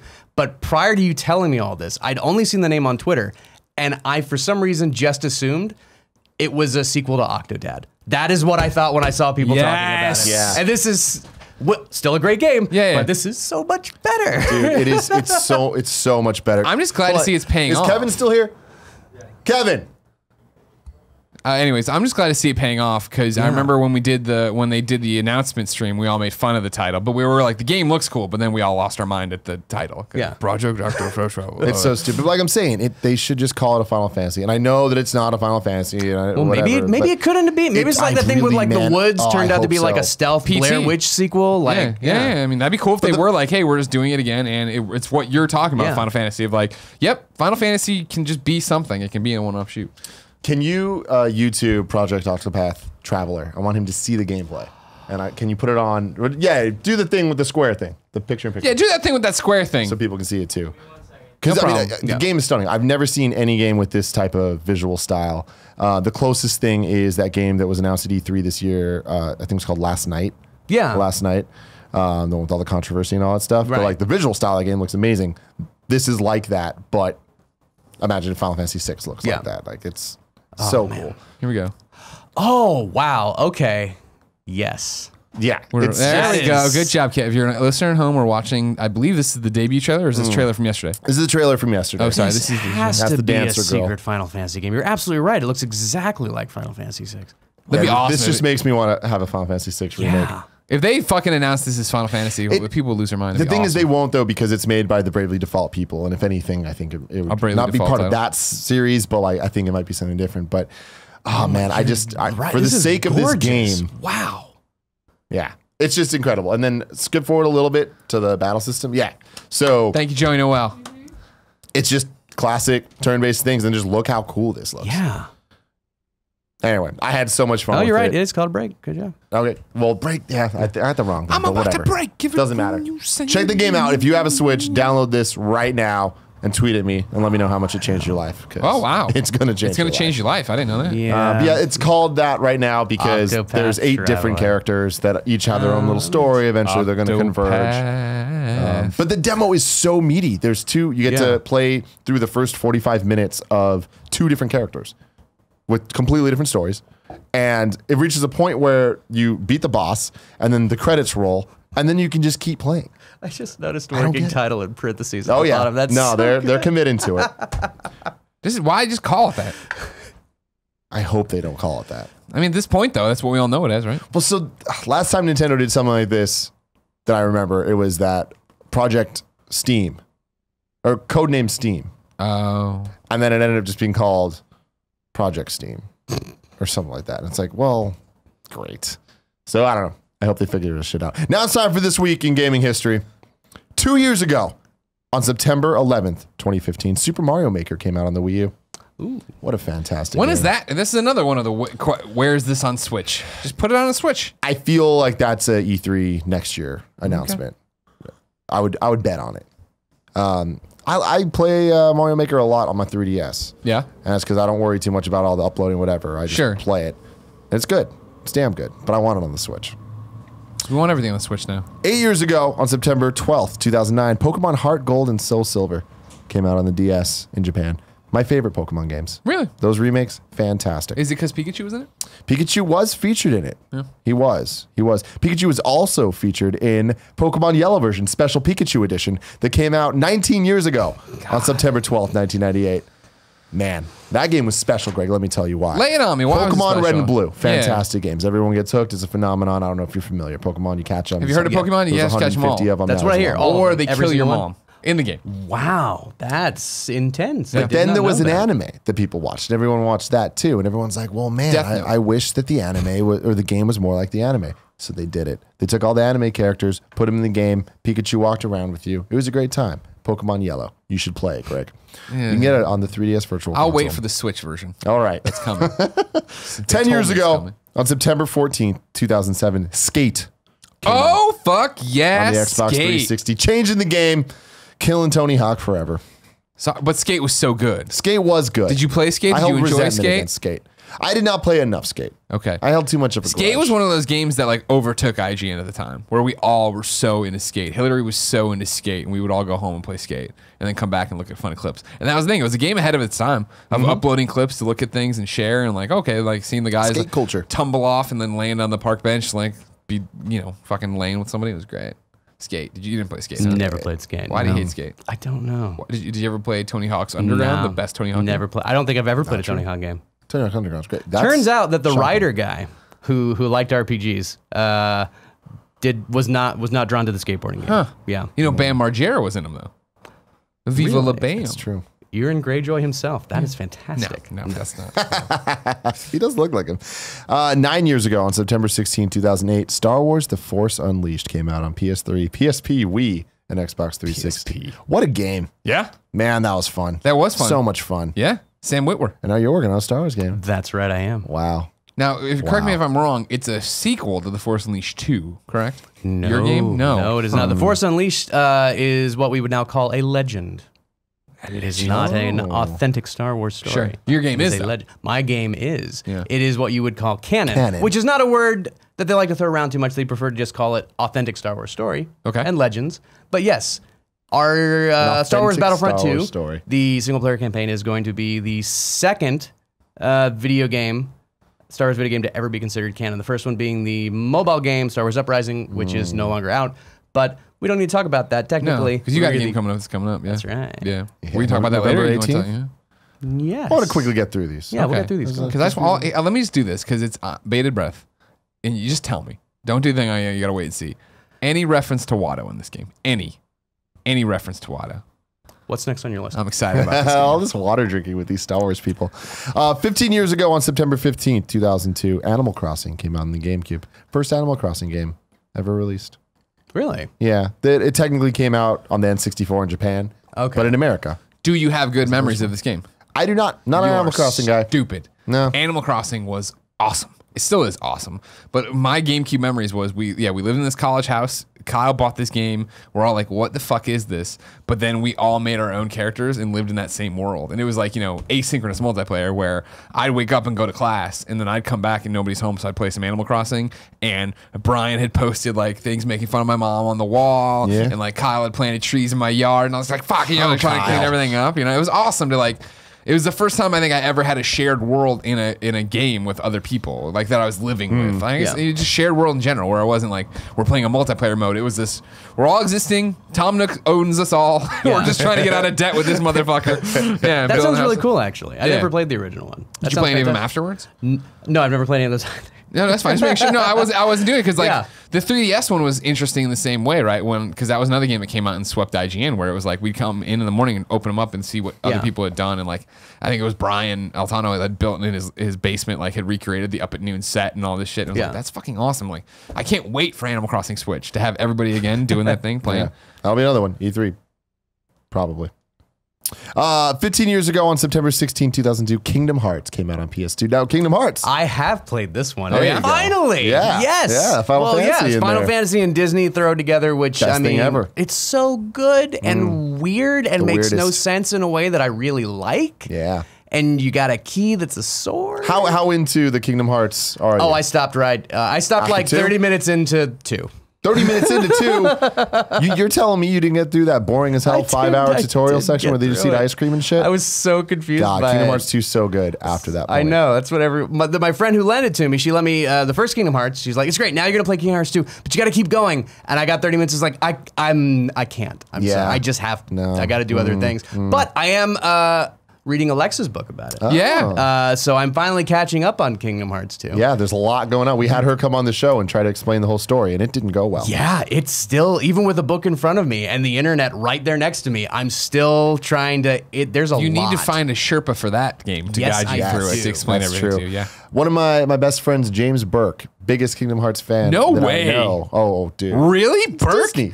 Still. It's Disney. Still. Besides Alexa, obviously. But the thing with him that is just the most, this is the most James Burke thing ever. I hate him for it. He has platinumed Kingdom Hearts multiple times. Like on PS2, he 100%ed it. On the HD remix on PS3, he 100%ed it. And then on PS4, he 100%ed it. Give me some stats on his dream drop distance playtime. Beat it multiple times. Wow. He's beaten Chain of Memories. He's beaten Recoded. He's beaten all of them. All of them. Except for 2. Except for the one that everyone says is the best one. He's stuck in the tutorial. He's played it like 5 times. He's like, oh, I just never get through it. I just want to go back to 100 Acre Woods and 1. I'm like, dude, play fucking 2. Everyone, find a way to give him shit for that. I hate him. Does he have a Twitter? No, he doesn't. What's his phone number? What's James Burke's phone number? Two more here. 2 more. These are important ones. 24 years ago on September 13th, 1993, Mortal Kombat 1 came out. SNES and Genesis. You remember this, Tim? Oh, I do. Yeah. I remember it. Kevin had all the CG like VHS tapes. Okay. Like, not just the movies. There was like a weird CG like trailer commercial thing. Okay. For it. I don't watched remember that. We watched it a lot because Mortal Kombat was so cool. Yeah, it was super cool. It was Do these cool with fatalities, K. do all these different things. It was awesome. Yeah. Yeah. Mortal Kombat. Second best video game movie ever made. What's the first? Doom? Super Mario Brothers. Oh, okay. God. And I bless. will die and on that speaking of hill. Super Mario Brothers, You definitely will die on it. I love Super Mario Brothers the movie. I mean, Okay, it's fucking. It's horrible, but like, good lord, how much fun is that damn movie? It's so good. Have you seen Dead or Alive the movie? No. I want to give a shout out to it because, I mean, again, horrible. But it was really like, we're going to commit to it being a video game. They had an excuse for why there's health bars when they fight and you can see the health bars. And I was like, I appreciate that. When's the beach volleyball show up in this? Oh, it's in it. Oh, really? Oh, yeah. Oh, wow. Yeah. No, they went through. They did it. I want to make one defense of Super Mario Bros. Movie real fast because I know a lot of people do hate it, but this is the thing that makes me consider it an actual work of genius. So in the Koopa Kingdom, dinosaurs evolved instead of monkeys. So everyone over there is a dinosaur. And when you go to the Koopa Kingdom, they're all driving electric cars. You know why? No, why? Because the dinosaurs evolved. There's no fossil fuel. No fossil and fuel. that is genius. That is a level of detail you do not expect from a Super Mario Brothers movie. And when I realized that halfway through my first viewing, the clouds everything parted. opened up. Yeah. And I fell in love. Man. Just think about it. It's hard not to now. Yeah, speaking of Super Mario Brothers, 32 years ago on September 13th, 1985, Super Mario Brothers came out on the NES. Changing gaming forever. I was hoping you were going to say number 2. Super Mario 2. That's the yeah. one. I One is love great. Mario One is 2. great. We finally got an NES Classic in my house, and we went back and we've been playing the first one, Yep. and it's great. And you It know is what's great. great when you go back and you play an old game for the first time in years? When you run up to that first Goomba and you mistime the jump and you die, and you realize your entire life is a lie. Yep, Yeah. of course, yeah. I'm going to throw this out there. Super Mario Brothers 1, most overrated Mario game of all time. IGN just did a ranking the top 10 Nintendo games of all time. Sure. And Super Mario Brothers 1 is the 2D game that made the list. I'm like, I'm sorry. I understand it's the first. I understand how influential it is. I understand how important it is. But that's like the people that say that Fast and Furious 1 is better than 5. You know what I'm talking about? You know what I'm talking about. Sure. But no, Super Mario World, way better. Super Mario 3, way better. Honestly. So wait, they Super only Mario put 2. one on there? I thought you said it was 8-bit. That's the 8-bit, or did you say 2D? My apologies. Now I'm caught up. Thank you very much. I removed my question. And then Mario 64, the only 3D one on the list. And it's like, guys, no, Galaxy and Galaxy 2. I get that 10 is hard. But Mario 1 is the most overrated. I love Mario 1. But I mean, come on, guys. It's not even near the same league as 3 or World. I feel like I'm willing to agree with you on here. It's overrated. Usually has a bad connotation. I don't think you're using it that way here. No. You're No, just saying he's not that doing it to insult that it. in compared to these other two. It's just Mario No, I 1's get a that. 10 out of 10. Yeah. It's just not as much of a 10 out of 10 as the others. You did it. You summed it up well with Metroid, where it's your least favorite good one. Yes. Yeah, that's Yeah. a great way of putting it. Because when you talk about, it's my least favorite, that makes it sound like you don't like it, but you just don't think it. Yeah, I would definitely think World above it. Oh, yeah. World's the best. World's the best Mario game. Yeah. Well, we'll Stuff have to Mario discuss Sunshine up your asshole. Mario Sunshine. I love Mario Sunshine. I know you do. Yeah. That's what I'm saying. Yeah. Stuff it up your asshole. I don't want to hear it. I'm going to Tell go him. pee. Tell you him, guys Walt. can chatter for a second. Do you Tell guys him need Walt. water? You need anything? Tell him. No, I ordered a I'll coffee. take some water. I Thank ordered you a so coffee much. from Joey Noel. I've never played Super Mario Sunshine. Good. You I'm don't so need sorry. to. Here's what I'm going to tell Do you. I just need to know that it's Dan Reichert, okay? Tim Gettys, I think Colin, right? Wasn't Colin? There's a bunch of people who are just blind and crazy, and they think Super Mario Sunshine or Mario Sunshine's a good game. It's not a good game. Oh, it's not a good game. Oh, okay. That one- It's that was the one on the game. Yeah. Okay, see, that's It's the thing. repetitive. I never played a GameCube. Game. gotta- I don't think I ever. Fuck. It came out in a window for me Where of you weren't gaming? consoles. Well, it's not that I wasn't gaming. I think it's that I was buying my own consoles finally. Okay. And So you had to pick. Yeah, exactly. It was like post parents, pre-disposable income. Okay, So that it was makes more kind of in sense. that window. Yeah. Yeah, I always take it for granted the fact that I moved into a house where I had the PS2, Kyle had the GameCube, and eventually Parker came with an original Xbox. Yeah. And then when Metal Gear Solid Twin Snakes came, that's when I finally bought a used GameCube so I could just sit in my room and play that nonstop. Yeah. And then when I fell in love with KOTOR, I think is when I bought my own Xbox too, where I was like, I got That's what I did too. Same. Yeah. KOTOR totally won me over. My Dude, friend what a left game. his at my house one Yeah. weekend, and I was playing his KOTOR. He left, and there was like I went out and I sold all my CDs. This is still when you could sell CDs for like store credit and stuff. Yeah. Sold all my CDs, all these old games that I had, and movies and DVDs, and got an Xbox so I could play KOTOR. Yep. And it was so fabulous. Exactly. Yeah, I had that giant Xbox. I carried it around for KOTOR, KOTOR 2, and Stubbs the Zombie. Yes. 'Cause who didn't love Stubbs the Zombie? You know what I'm talking about? That game was fantastic. Yeah, I do remember that. But you never played a GameCube Never played game. or a Dreamcast game. Both of those like systems that people like rave about are like fall into that category that I just never. Dreamcast is always just was ahead of its time. Yeah, that's what people say. As assume, a Sega fanboy growing up, I got so burned on the Saturn that I was like, I fucking curse you guys. And when Dreamcast came out, it wasn't until I played Crazy Taxi at a Target demo kiosk where I was like, maybe I should pick this up. My friend was like, don't. PlayStation 2's out in like 9 months or whatever it was. I was like, great point. fuck these people into the ground. And they So you got lost. burned by the Sega Saturn, but what's your feeling on the Sega CD? Let's go into this. What? Sega CD, I didn't own. Okay. My friend Connor had it, and we went over there and played a few things, and I just never saw it. What was the Castlevania on it? He had that, whatever. Oh, there was. I don't know. I remember 2 games: only Sonic CD and Third World War. Was Night Trap one of them? Wasn't? Yeah, I think you're right. I think Yeah. Night Trap was, and that also on the Philips CD. Probably that sounds about right. Yeah. But no, I looked at it. I was like, that's fine. But I mean, like, it was like I remember Sega. I remember it was a selling point when I wanted to get the Genesis. Yeah. To my parents that we could buy this adapter that would let me play Thank you so my much. entire collection of Master System games. Yeah. Like what a great idea that was. Just plug it all in. I got both libraries right Yeah, I there. love ahead of that. their time on that. Ahead of their time on that. Backwards compatibility they made me pay for, but it doesn't matter. Yeah. They're ahead of their time on that as well. That's making true. me pay for backwards compatibility. Yeah. Oh man. I miss Now it's that. time to talk about you, Walt. And My Significant favorite Zero. topic. Tell us about Significant Zero. Well, Significant Zero, it's kind of a career memoir. It's about my time in the video game industry, which at this point is now going on 12 years. How did it start for you? It started for me, so it actually goes beyond just getting in the industry. I originally went to college to be a Southern Baptist chaplain in the United States Air Force. fuck? You may not know this about me. I don't think I knew this about you. I was a religious military boy and signed away my life to go to college, Baylor University, the largest Southern Baptist university in the You world. really are from the South. In Waco, Texas, where nothing else has ever happened. And I got about 2 weeks into college and decided that maybe religion wasn't for me. There's a thing that happens when you go off to college and suddenly have no parental restrictions and access to alcohol and everyone's discovering themselves and suddenly the things that religion tells you not to do, you really want to do. And so Yeah. Jesus and I were like, we're split. We broke Yeah. up and that was the thing. But the military were like, you've already signed a contract. We own your body. So I had to go into the military, and that's just what was going to happen. So I left the religious track. I started focusing on writing and film and the things I was really interested in, because I figured when I go into the Air Force, no matter what I major in, they will just be like, "You're a chef now. We need people to cook food. Go there. You Peel go." these potatoes. Right. So while in college, I became part of a secret organization. And yes, I'm mentioning that because I don't think you should join one if you can't brag about it. Stonecutters. Yes. And so I was writing, they published a satirical newspaper, and I was editor of it, and I was writing all this stuff like that. Really got into writing. Right before I graduated, I got kicked out of the Air Force. What for?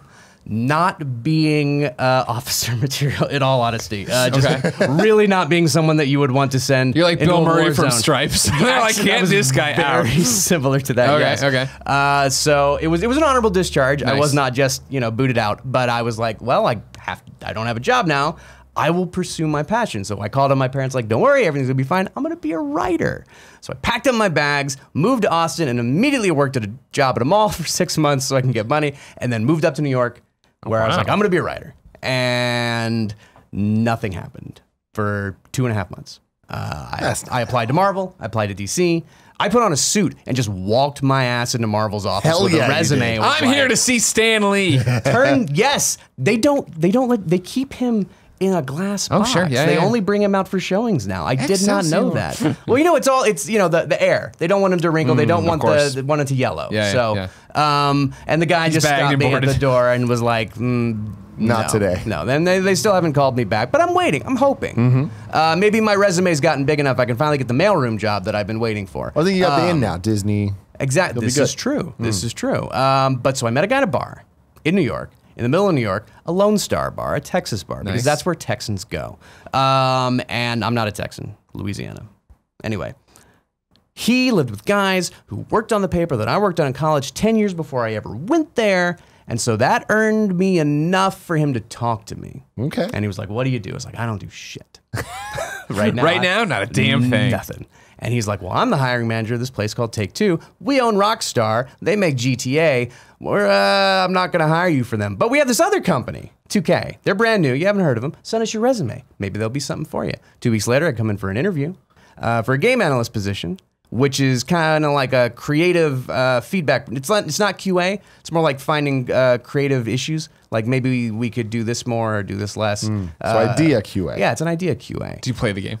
Yeah, you play the game a lot. So it's like basically modern Tom Hanks and Big.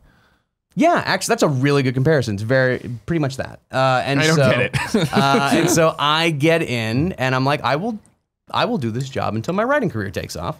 And then they're like, no, we already have you, and you can review scripts, and we pay you much less than we would have to pay anyone that we brought in to do that. So now you get to do that. And I was like, yes, please, let me do that. I will absolutely do that. And so they sent me to Chicago to live in a hotel on the side of the highway, and every day go over to High Voltage Software to talk to them about Family Guy : the game ! And help them write this thing. Which was a great game. Really? I remember this PS2 would have been around 2005, 6, right? Yes. Yeah, I loved Family Guy. Yeah. So this game came out and I played it, and my girlfriend at the time was obsessed with it and played it more than I did. Really? Yeah. That's actually so sweet to hear because everyone hated it when it came out. It was one of those things where it wasn't a great game, but it was like fun, and it was Family Guy, and there were jokes in it, and it was like, you know, there were like callbacks to the shows and shit. It was like, this is fun. This is cool to kill time with. I got one joke in the game. Hey. I wrote an entire version of the script. We flew out to Los Angeles to meet with the Family Guy writers, and they were like, this is the least Family Guy thing we've ever read. And I think they saw the heartbreak on my face, and they're like, I mean, it's not terrible. But What's the joke? What was the joke? Okay, so the joke is when Brian is getting arrested by the police, when Carter Pewterschmidt shows up to his house because he thinks he impregnated Seabreeze again, he reaches into his pocket. Brian's like, I didn't do it. Carter reaches into his pocket, pulls out a wad of cash, hands it to the cop, says he's lying. Reaches in, grabs another, hands it to him, and he's not Caucasian. Cop runs in, starts beating him with a billy club.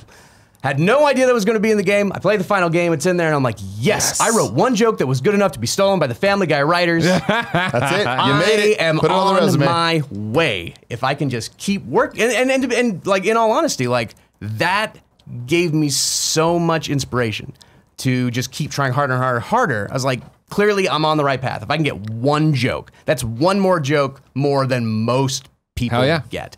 So I can just keep working harder. And eventually I'll get 2, then I'll get a page, then I'll get a mission, and then someday they'll give me an entire game. And that game was Spec Ops. 10 people played that game, but those 10 people really liked that game. More than that, played it. We never shut up about that on podcasts. I know, and we appreciated that. Yes, they did, a lot of people. I mean, Spec Ops is one of those games where when people talk about stories in games, it's Spec Ops. Like, that's what they bring up. So you did that. You wrote that. No, of course. And like, we're all super proud of it. And I am, and I'm at the point where I can be super proud of it. Because at first, I hated it. Any game I've worked on, I've usually hated by the time it comes out. Because the thing is, you put so much of your time and your life into it, and you have all the bad memories of production, the sleepless nights, the fights with your significant others. All of that gets projected on the work, so you can still be like, I feel I did good work, but when I look at it, I just see the pain. Sure. And so with Spec Ops being a game that's really about the pain, it kind of just increased that. Yeah, it got really, it would get harsh. But now I can look back at it and go, yeah, no, like, we did do something really cool there. And people ask, how did that game ever get made? And I still don't know. I'm amazed that we ever got it through to that level. That was the thing. So, like, this wasn't something they tossed to you. This is your idea. You tossed to them, and they're like, we'll finally give you a bone? It was a mixture of both. Okay. We knew, so Take-Two somehow ended up with the Spec Ops license. I don't exactly know how, but Rockstar was like, we're going to make a Spec Ops game. They spent, I think, maybe half a year and a half on it, and we're like, nah, we got nothing. And so the license fell down to us. And it came to, my boss handed it to me and the other game analyst, a guy named Jim Yang, super cool guy. They were like, come up with some ideas for what Spec Ops game story could be. And of course, I just jumped straight in. I was like, let's get messy. Let's get weird. Yeah. Well, I was coming off of BioShock, and BioShock had done an amazing job of taking Ayn Rand's philosophy and kind of building a thematic world around that. Yeah, and I was like, let's rip off something that's really cool too, like something. What did you do on BioShock for the credits? Okay, so BioShock, I was lead game analyst, which means if you saw a screenshot or a video, I probably took it. Gotcha. And I did a lot of feedback on site, and I did almost all the demos with Ken Levine. I traveled around with him the country. We was doing previews and demos, and I would play while he would talk and be really, really smart. And I was just the quiet little kid in the corner. You're doing those slow cinematic pans showing rapture. We even did the a live E3 show where the demo broke like 10 minutes in, and the enemies stopped showing, and we had a whole hour to fill because it's live, and I just had to leave the demo area that they had built and pray to God the rest of the game had enemies in it, and they did, thank goodness. And the whole time I'm just looking at Ken off camera like, oh God, Ken, keep talking. But there's a level of intelligence and that the Ken and the entire team at Rational have that just like being around them and watching them do their thing, I absorbed so much just from, finally taking my dad's advice of sitting down, shutting up, and listening to people, that going into Spec Ops after that, like we really tried to take a lot of lessons we learned from BioShock and make a game that would be as equally thought-provoking. And so we started off thinking, you're looking at Call of Duty and the other military shooters, none of which I can remember right now, like Battlefield, and none of them had really bothered to steal from the type of war stories that I'd always been fond of, which is like Apocalypse Now or The Thin Red Line, things like they always tended to focus more something on with weight. Yeah, like something that really weighed down on you. And so I was like, let's do that. And at that point, Jaeger Development, the wonderful team in Berlin that had developed the game, they pitched us an idea that was set in Dubai with terrorists. And was kind of more straightforward, but we like them. We like this Dubai idea. Let's get them and Walt working together on an idea. And then I think just one day their art director, out of boredom in a meeting, drew a skyline in Dubai covered in sand, and we were like, "That looks cool. What's that about?" It's like, I don't know, but it looks cool. Yes, and like, yeah, okay, that's the thing. Dubai's covered in sand now.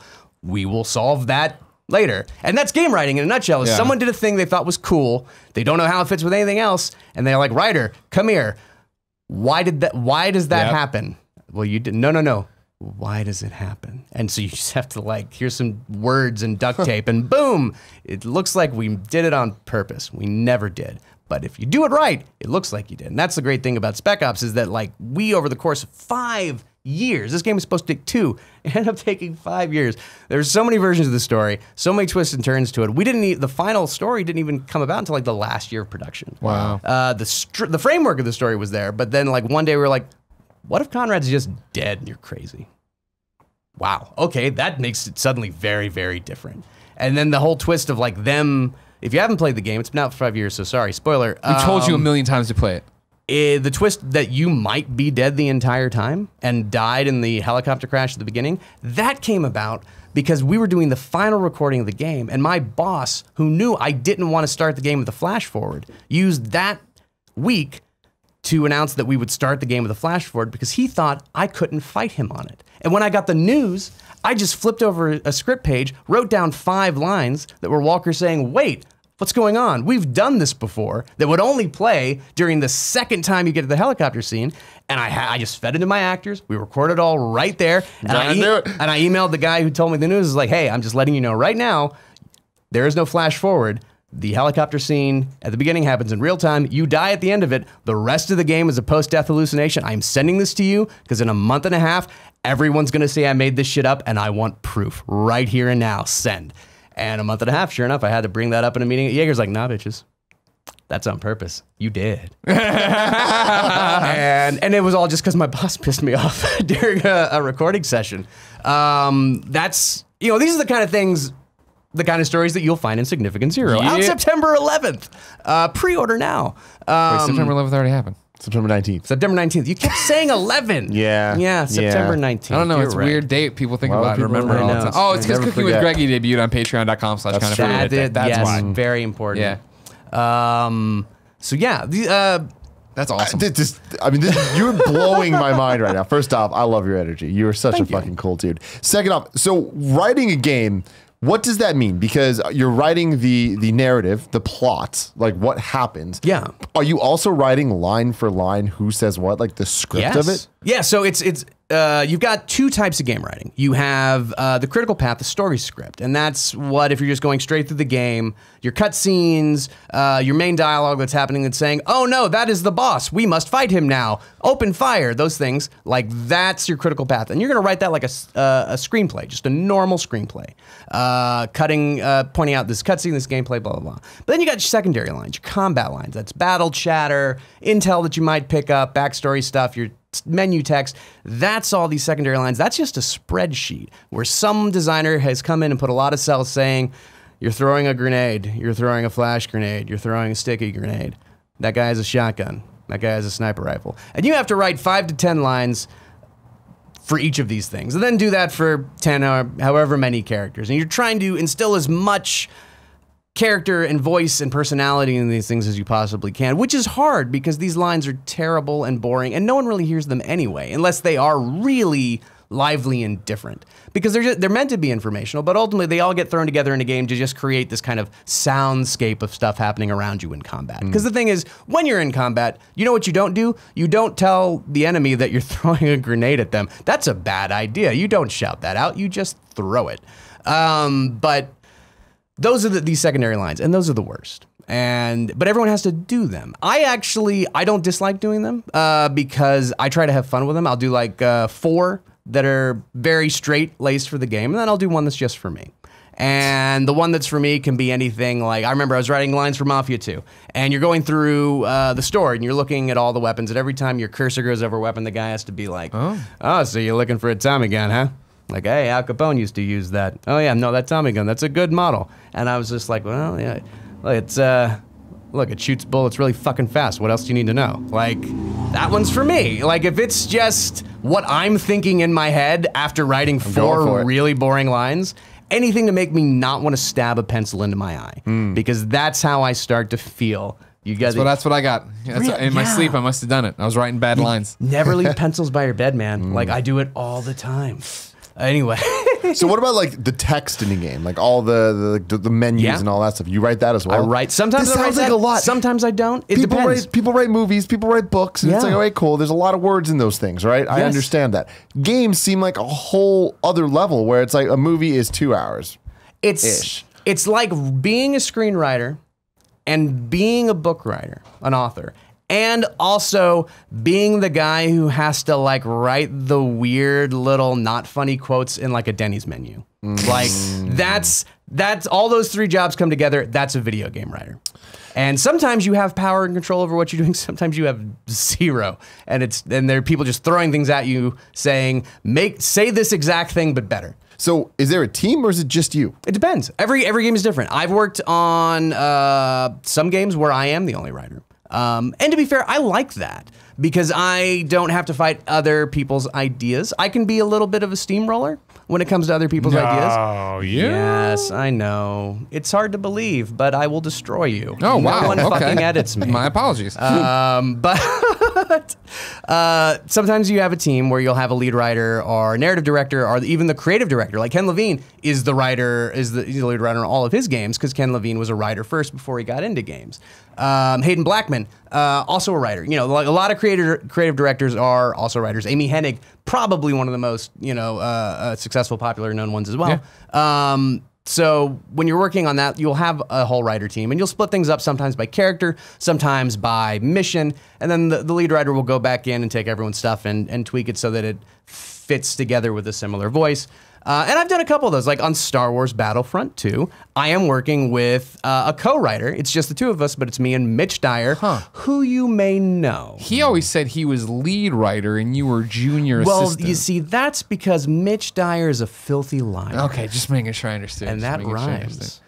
Oh, it does. Yeah, good call. Good call. Cool. That's delicious. So Star Wars Battlefront 2. Yeah, what was that like? I got a lot of questions here. I mean, the first one is you're writing a canon Star Wars story. Yes. Like you are creating the official story of what happened in between episode 6 and episode here. 7. This is Watto. Yes. I'm just saying, like, I know it's not too late to put him in there. We're going to talk about Watto in a second. Don't you worry about it. Here we go. Okay. Oh, Lord. But I mean, obviously so much pressure. Obviously that's insane. But like, forget about all that. How cool is that? It's so cool, I almost turned it down. I'm not lying. I can imagine. That seems like a lot of pressure. So, do they approach you and they're like, "Hey, we want to write Star Wars"? Did you audition or like? No, they approached me. I got a call and said, "Would you be interested in writing Star Wars?" And of course, the answer is yes. Clearly, yes. But they wanted me to start 2 weeks before my child was born. And if you have a child, you know that 2 weeks before your child is born could be the week your child is born. And I would have to be on the other side of the country, other side of the continent, in a different country, doing this. And I was like, I don't know if I can make that happen. And they understood. Like they're like, that is for all the reasons to say no to Star Wars, that one is very valid. But just give it a thought, and we'll see if maybe we can change some dates around on our end. Just give it, think about it. And that afternoon, we went and got an ultrasound. We were sitting in the waiting room, and I was just scrolling through Twitter, and that was the day that John Boyega tweeted at EA, "Hey, where's my Battlefront single player campaign?" Nice. And I read that, and I was just like, oh, shit. And I showed it to my wife. She's like, you got to write Star Wars. You can't say no because Finn wants you to do this. You're doing this for him, not us, not the Williamses. You're doing it for Finn. And I was like, yeah, I am. And now John Boyega and I are best friends. Who would have thought? I love that. I know, we barbecue all the time. Please tell me the game opens and it's like, or the campaign opens for John Boyega. So yeah, I mean, it is so cool that the reason I felt comfortable turning it down is because I thought, you know what? Almost writing Star Wars is still better than most people ever get. And that's something I can hold on to for the rest of my life. Than fucking up Star Wars. It So is fuck it way up, man. better than fucking up Star Wars. I don't think we did. Good. I think we've done, let's see, how can I say anything that is, I just think we did it right. Good. We did it good. I trust you, man. I mean, it's you and Mitch writing Star Wars. I was on board. Then this Janina gets involved. Janina is amazing. Yeah, well, Janina's she can't even stay fantastic. for a full Game Over Greggy show. So I just wanted to put that out She's a there. very busy person, though. We had started a campaign already to boycott Star Wars Battlefront 2 because she was only here. And what we said is, you can only stay for half a Game Over Greggy show, Janina. We'll only buy this game when it's half price. I'm going to buy it for full price. Me too, It but is I'm just my- besides Mario Odyssey, it is my most anticipated game for the rest of the year. Because of the single player. I loved Battlefront 1, but I was like, I want single player. Yeah. And this, I'm like, the fact that it is canon, the fact that it is during an amazing era, not the wrong era. I'm so There's nothing wrong with that era. Janina's great too. That era is so fantastic. there's things about it that are good. There's things about it that are bad. There's a lot of those. Yeah, Watto's that's the best. life, man. Yeah, That's true. exactly. That is Take the true. sweet with the sour, you know? So what's your Watto story? Okay, so my Watto story is simply a desire for a story. And Lucasfilm knows this desire. Good, as long as you made it known. I want to write a 1,000-page Watto novel inspired by the great Russian tragedies. We're talking War and Peace, we're talking Dostoevsky, all that stuff, Okay. leading to his eventual death of old age and loneliness on the desert planet of Tatooine. How a little baby Watto can grow and experience the horse. harshness and the coldness of an uncaring galaxy to turn him into such a slaver, Yes. money grubbing, and why does he even need slaves? He basically runs what, a pawn shop? I mean, let's Sure. be honest. Like, Well. why did he need 2 slaves for that? I mean, that's why we got Cool Greg and Kevin. I don't know. We could probably do this on our own, but we need them. It's not like he had a lot of customers in there. What's Annie doing? He's just working a Tinkering, stall. yeah. And what does he need them on C-3PO. for? This I is don't where you know. come in. You're gonna explain what they do with all these Exactly. people. And I need 1,000 pages to do it. Sure. It's going to be very slow and boring, but it's going to really touch It'll get the there in the heart. end, Yeah, you know? exactly. And that's all. It's about the journey. Like with most video games, you just got to get through that first 15 hours, man. Then it's really Then going it to gets get good. really Then good. it gets Yeah. good. Too. So that I've wanted, I don't know why, but Watto for some reason just strikes me as one of the least likable characters in the Star Wars galaxy Sure. in a way that really appeals to me. And so There's I something actually- going on there. Yeah, I love like that you've really, actually put thought into a Oh, Watto absolutely. story. I put that. This is the great thing about Star Wars. Once you start writing Star Wars, you can't help it. Your mind begins to suddenly craft all these other stories because unlike anything else I've ever written, Star Wars genuinely feels like I am writing a story within something larger. And that's the crazy thing about it is like if you think of it like a tapestry, it's something that this guy named George just started like knitting, you know, back in the 70s and got really far into it and then was like, I'm gonna go do something else, you guys, and just started handing off needles to people. And people are coming in and you're now knitting into that tapestry. And like for a little bit, I got to take over. And already like patterns that I put into there, other people with their needles are like threading off into their own parts of the tapestry, and it's going to just keep going. And no other, with the exception of like, you know, comic books. Yeah. Like there's nothing else out there that really continues to grow like that. And it's been such a cool, surreal experience to be a part of it and to know that Mitch and I were able to just come up with these little ideas, seeds of ideas and characters and things, and they're already growing out on their own. Because you have the great prequel novel written by Christy Golden, Inferno Squad, that came out in July that kind of sets up the whole story of Battlefront 2. But I mean, you know, in Lucasfilm, it's not a spoiler to say, but Lucasfilm has said, you know, these are characters that we can continue and are going to continue to tell stories around. Like, they are now an important part of this galaxy universe. And that's just so cool. And you hope that there isn't a 5-year-old right now that in 30 years is going to be an executive at a company that purchases Lucasfilm from Disney and goes, oh, the canon is out. It's not done. canon. So how does the prep... I'll never forgive Janina for skipping that second half of the gag. How does the prep look like for writing a Star Wars game? Because with all of the now Legends content there, like, did you go back and look at any of that, or did you just look at what's canon? I only looked at canon because Mitch had read all the Legends stuff, and I had only ever read Tales of the Bounty Hunters. My grandmother gave it to me for Christmas one year, and I read it, and I liked it. But like, when you go to the bookstore and you look at the Star Wars shelf, that's a lot of books. And That's it's intimidating. intimidating. Especially because they're not numbered. You don't know where to start. You don't know what's It's going the problem on. so many people have with comics. Where Yeah, you're walking exactly. like, where do I start? What do I do? So I just went into the new canon stuff. As soon as I knew it was going to happen, I started watching all of Clone Wars, which I hadn't seen. I started watching Rebels. I picked up all the books and comics that were out. And I've now read all of them. Comics are so good. They're really good. I love what Marvel's doing with those. But yeah, and so I just started absorbing it. And this was the other cool thing about that is as you're doing that, inside you, the story you're writing, it doesn't feel like you're writing in a vacuum anymore. It's like, this isn't my Star Wars story.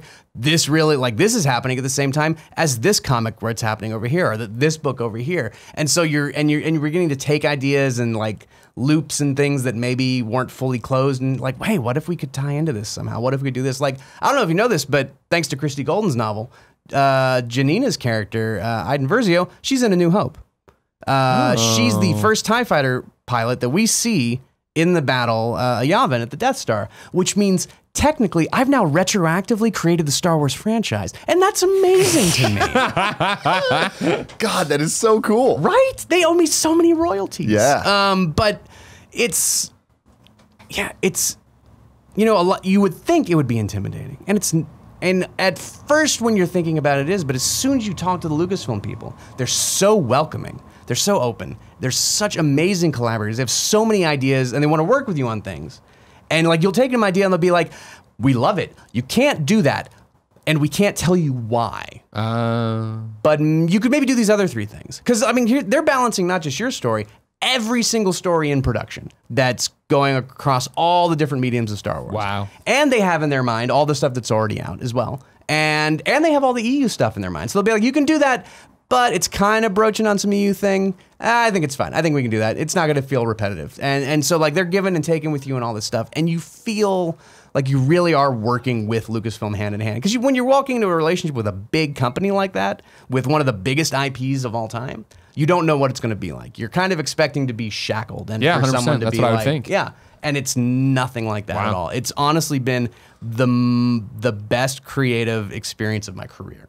Wow. And I'm not saying that because it comes out in November. I mean, it doesn't need me to say that. It's Star Wars. Yeah. I could have fucked it up majorly. I didn't. And it would still sell 20 million units because it's Star Wars. So that also kind of takes a lot of the pressure off too. You're like, It's going to be fine. it's like, I probably won't sink this. If I do, wow, okay, then that's really bad. But we didn't, again. So, yeah. How does Mitch come into the fray? So Mitch and I are co-writers. Mitch is on-site at Motive. He's a full-time Motive employee. I'm contract. Technically, you could say I'm lead writer. Mitch is junior writer just because it's his first game. But I consider us co-writers because Mitch has done so much of the heavy lifting of this game and so has been so involved with all of the meetings and all of the office politics and all this he stuff. knows Star Wars. And oh my God, does he know Star Wars. It's so wonderful to have my own walking Star Wars encyclopedia. I don't even have to look at Wikipedia. I just go, hey, Mitch, what language does a Drabatis speak? I need to know. Thank you. That's great. Who can speak basic? Can you radio people when you're in hyperspace? I don't know these things, but Mitch Dyer does. And so he's been fantastic. And like the story, working with him, the story is better. Every idea I put out, he's able to spin it through both like the lens of Mitch and the context of all the Star Wars stuff that he knows, and just make it better through his enthusiasm and his talent. And it's honestly, this might be why it never felt overwhelming. Mitch and I were friends before we worked together on this, and so in a lot of ways, it doesn't feel like I wrote Star Wars. It feels like I hung out with my friend and we dicked around making up Star Wars stories. Nice. That's what it feels like. It didn't feel real until we saw our names in the back of Christy Golden's book, and we were like, why are our names in touching Star Wars? That's not a thing that should happen. That's weird. We had our first meeting at a big summit down at EA about it, and we were in this big auditorium with all these Star Wars people, and we looked at each other, we're like, I feel like the cops are gonna throw us out any moment. Like, we should not be allowed to be in this room with these people.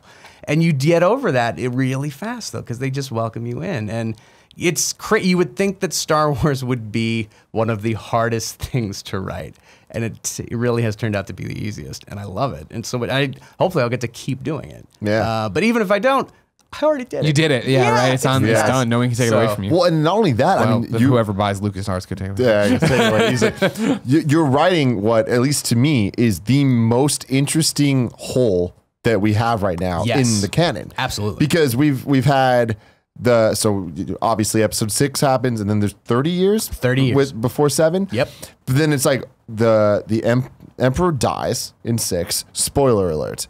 Then it's like, what happens there? Like, what happens to the Empire? It eventually becomes the First Order. Yes. But how? Like, what happens we in have that Chuck gap? Wendig's Aftermath trilogy that picks up immediately at Endor, going to the Battle of Jakku. So it's like the first year after Jedi, and those were that trilogy of books that came out. And then there's the Shattered Empire, right? The Shattered Empire, the comic that kind of... It's 4 issues and doesn't really go too far. Yeah, and that's like right at the immediate moment. But also that's covering all the Rebel side. We're coming in from the Empire side because we wanted to really explore this idea. Because when we watch the movies, we've only seen the Empire from like the top level. The assholes who are in charge, they're corrupt and evil, and they wear bathrobes and shoot people with lasers, and that's bad. We wanted to see an Empire story from the side of the people who grew up in it, who would see the Empire as something good because maybe on their home planet is one of the stable ones where the Empire has brought peace to a bad planet, or they just simply bought the indoctrination like you do in a situation like that. But these are people who thought the Empire is a good thing. Rebels are terrorists. We're trying to bring peace to the galaxy after the Clone War. This is good. We want to help. And that's like for me as a writer, that's an interesting story to tell, because when you're inside a corrupt machine, you don't necessarily know that it is corrupt, and you don't know that it is using you in a corrupt way to do corrupt things.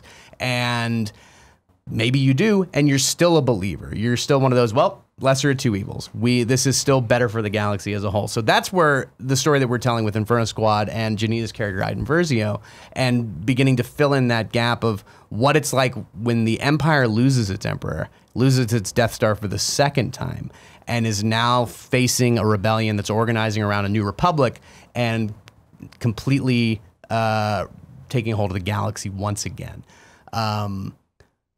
And it is the most interesting gap. And and with 30 years, clearly there's a lot of stuff to fill in there.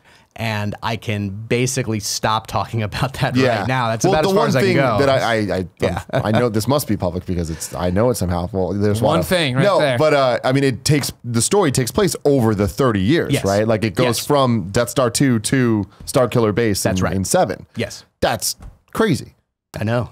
I'm so excited for this. Let me tell you, when I walked in the first meeting and they're like, okay, so it's going to span 30 years from here to here, and it needs to follow one character. You can't freeze them in carbonite. There you go. You've got a week. Come up with a story. Oh, okay, guys. Thanks, guys. See you later. Bye. Yeah, it was that was the most daunting thing. Like, cover 30 years. Go. Bye. Yeah. Yeah. I got some questions from the audience. Let's do it. Let's go. You can go to kindoffunny.com/gamescast to leave your topics, just like a whole bunch of these people did. Blessing Jr. So, we already answered this. How nerve-wracking is the pressure writing? Sucks to be you, Blessing Jr. Sorry, but we said your name, Blessing Jr. And another one here. Jason, want to know what limitations does working with such a big IP put on you when writing? Fuck you, Jason. Answer that as well. Our Corlett wants to know, if there was a sequel to Spec Ops, what would it have looked like? Oh, that's a question. Yeah, that is a good one. So here's the thing. Here we go. I didn't want there to be a sequel to Spec Ops, which is why I killed all the characters. That was a conscious choice, because I didn't want us to get near the end of production and for someone in PR marketing to go, what big city could they go to next, and what crazy weather can it be? Yeah. Can they go to Vegas and it's in a tsunami? No, I didn't. Absolutely, everyone dies. Everyone dies. But I still had to come up with ideas for sequels, and so I did have some. And then there was an unproduced narrative DLC that would have served as a sequel as well. Interesting. So none of these went any further than the idea phase. Well, the DLC actually got written into a script. But so as there were, I'll give you two of the sequels. One would have been we just never go back to anything like Spec Ops again. We ditch the Spec Ops title, we move forward with The Line, and that comes like the through line of what these type of games would be, about people being put in situations that are very extreme, that they are not prepared, and the dark choices that they may have to face over the course of that, and not necessarily make it a military shooter. But the idea was that we would stick with that, and maybe our main character would be an older retired soldier, possibly out of weight, like out of shape, overweight. For some reason, I was really interested in playing as a fat, out of shape guy in a game. Can't run that far. Yeah, gotta like catch your breath. I was really wanting to, like, let's get really artistic with this. Let's go deep. Can't pick up guns easy. I already made them kill innocent civilians. Now let's make them play themselves. Sorry. I live that life every day. We both do. It's There's okay. too many stairs to come into this office. Why do we have so many stairs? A lot of stairs. It's true. So there was a sequel that went that way. And then there was a sequel of like what could possibly happen if you got the ending where Walker goes home. Where are we picking up with Walker? And he has, he's dropped out of the military. Now he's like one of those like Blackwater mercs. Okay. But he's not the character that you're playing as. He becomes like the secondary character. And you were like, also, just forgive me straight up for this is not a great idea, but you're playing like a nun in like a third world country doing relief, and there's like pirates and you're kidnapped, and like he rescues you, and it's like a duo thing instead of like a 3-man squad. Okay. But it's like the things that now this like woman of God is having to face and do and choices make, and she's got this like recovering devil backing her up and supporting her, more of a kind of like enslaved a little bit. Okay. Like and then the DLC was if Adams survived because he dies at the end of the game when that helicopter crashes on him. The idea was that he gets the explosion of the crashing helicopter knocks him off of the building. It burns him. It scars him pretty bad, but he's still alive, and he wakes up the next day super pissed that he's alive because he wanted to die. And now he's just like, well, fuck, what do I do? And he's like, I guess I just leave. And so he steals a dead damn 33rd soldier's uniform, puts it on, pretends he's one of the damn 33rd, and just starts walking out. And on his way out, he comes across a young member of the 33rd who reminds him of Lugo. And he's like, you know what, fuck it. I came here to save people. If I get this one guy out, then maybe all this shit we did will actually be worth it. I'm going to get this guy out of the storm. I'm going to take him home so he can see his family again. And that's it. I'm done. No more. And he does, and he gets him out. And then he gets on his walkie-talkie to call in the evac thing. This guy, character's name is Pozo, figures out, oh shit, you're Delta, and draws a gun on him. And Adams is just like, you know, hit me right. He reports himself wounded, probably not going to make it to the evac team. He's like, hit me right here below the heart. I'll bleed out before they get here. And he's like, why? He's like, because I can't fucking do this anymore. And Pozo shoots him, and he dies. The end. And that's the end of it. And that would have been the Spec Ops sequel. It was super bleak. My now wife, who had not been with me over the 5 years of making that game, I had to leave her to go write that for 2 weeks, and I sent her the script one night to read when it was finished, and she calls me up in Germany. She goes, I understand now. I see why you are the way you are. I can't believe you've had to write something like this for 5 years. And I was like, thank you so much. Because it was like coming off that game was hard. When you're in that headspace for that long and you're crunching crazy hours. And not only that, you're living like I was crunching in a country that wasn't mine. I had none of my stuff, none of the small creature comforts that keep you together. That was all gone. I was just, I had family in the hospital. I had all this stuff going on, and I was just on the other side of the world and was just slowly losing my mind. When you put all that together, at the end, you're just broken. You're done. Like, I literally ran away from my job, hoping they would fire me. I went home to California, went to my boss, said, I'm going to take a 3-week vacation. And he said, good, I think you need it. I went to my apartment, I packed up all my stuff, called a moving truck, shipped it to Dallas, got on a plane, flew there, rented an apartment the next day, called him up, said, bring it to this address. 3 weeks later, flew out to California, went to my boss's office. How was your vacation? It was great. I live in Dallas now. You can fire me if you want to. That's a very valid thing to do. And the motherfucker did not do that. And so I finished Spec Ops because I was still employed. But I was the thing, like I was so hooked into it, I couldn't. As much as I wanted to be over, I couldn't walk away from it. I did not have the strength. I'd been saying for like 2 years, if we have to delay again, I'm gonna quit. And it was a lie. I didn't think it was a lie when I said it, but it turned out to be a lie. You get so hooked into it, and you put so much of yourself into it. And this is why I feel terrible when I hear about games that have gone on for 10 years. Because you know there's people on that team, it's that sunk cost fallacy. Like I've put so much, I gotta finish it at this point, right? Exactly. It's like when you play a game that you don't enjoy, but you're so deep, you're like, I'm gonna finish this. Or a movie or a book or whatever. You gotta see it through. And so, I mean, we're lucky. Oh my God, we're so lucky that Spec Ops ended up being worth seeing it through. In some ways. Like, look, it didn't set the world on fire with sales. I would classify it as a cult hit because it certainly got critically acclaimed. And that was wonderful. We loved that. Everyone loved that. And also, since it wasn't our personal money that paid to get it made, it was someone else's millions of dollars, the fact that it might have lost, I don't think it's lost money now, but when it first came out, people were like, oh, that's not selling what we had hoped. Yeah. But you get over that, and you move forward, and you're like, well, what's the next thing? And clearly none of them were going to be Spec Ops 2. Thank God, because those were all not great ideas. I feel like, I mean, yeah, again, who cares about the money? It's not your money kind of thing. But the critical acclaim and the fact that people were talking about what a great story is, I feel like that's one of the stories with Spec Ops. I mean, like the meta story is the fact that even if you never played Spec Ops The Line, you've heard us talk about it. You've heard Giant Bomb talk about it. You've heard the industry as a whole. Like, that was the story that was really fucking cool, and you know about it, and you know that you wrote it. And like, absolutely. Right? That's the benefit of it, even if it didn't fucking sell 1 million units and get a sequel and make people go crazy. Yeah. No, you're absolutely right. I mean, what you want is you want to make something that's going to affect people. You want them to play your game, get the message that you had, and walk away with it feeling the way that you wanted them to feel, and to know that they were touched by it, that they were affected by it. Ultimately, you don't care how many people did. Like, at the time, I was in the publishing side, so I'm not, no matter how good I did or how good the game did, I'm not in any royalty scheme. I'm not getting any money out of it. It's all entirely just my name and my work, and so I want it to be as good as it possibly can be. Sure.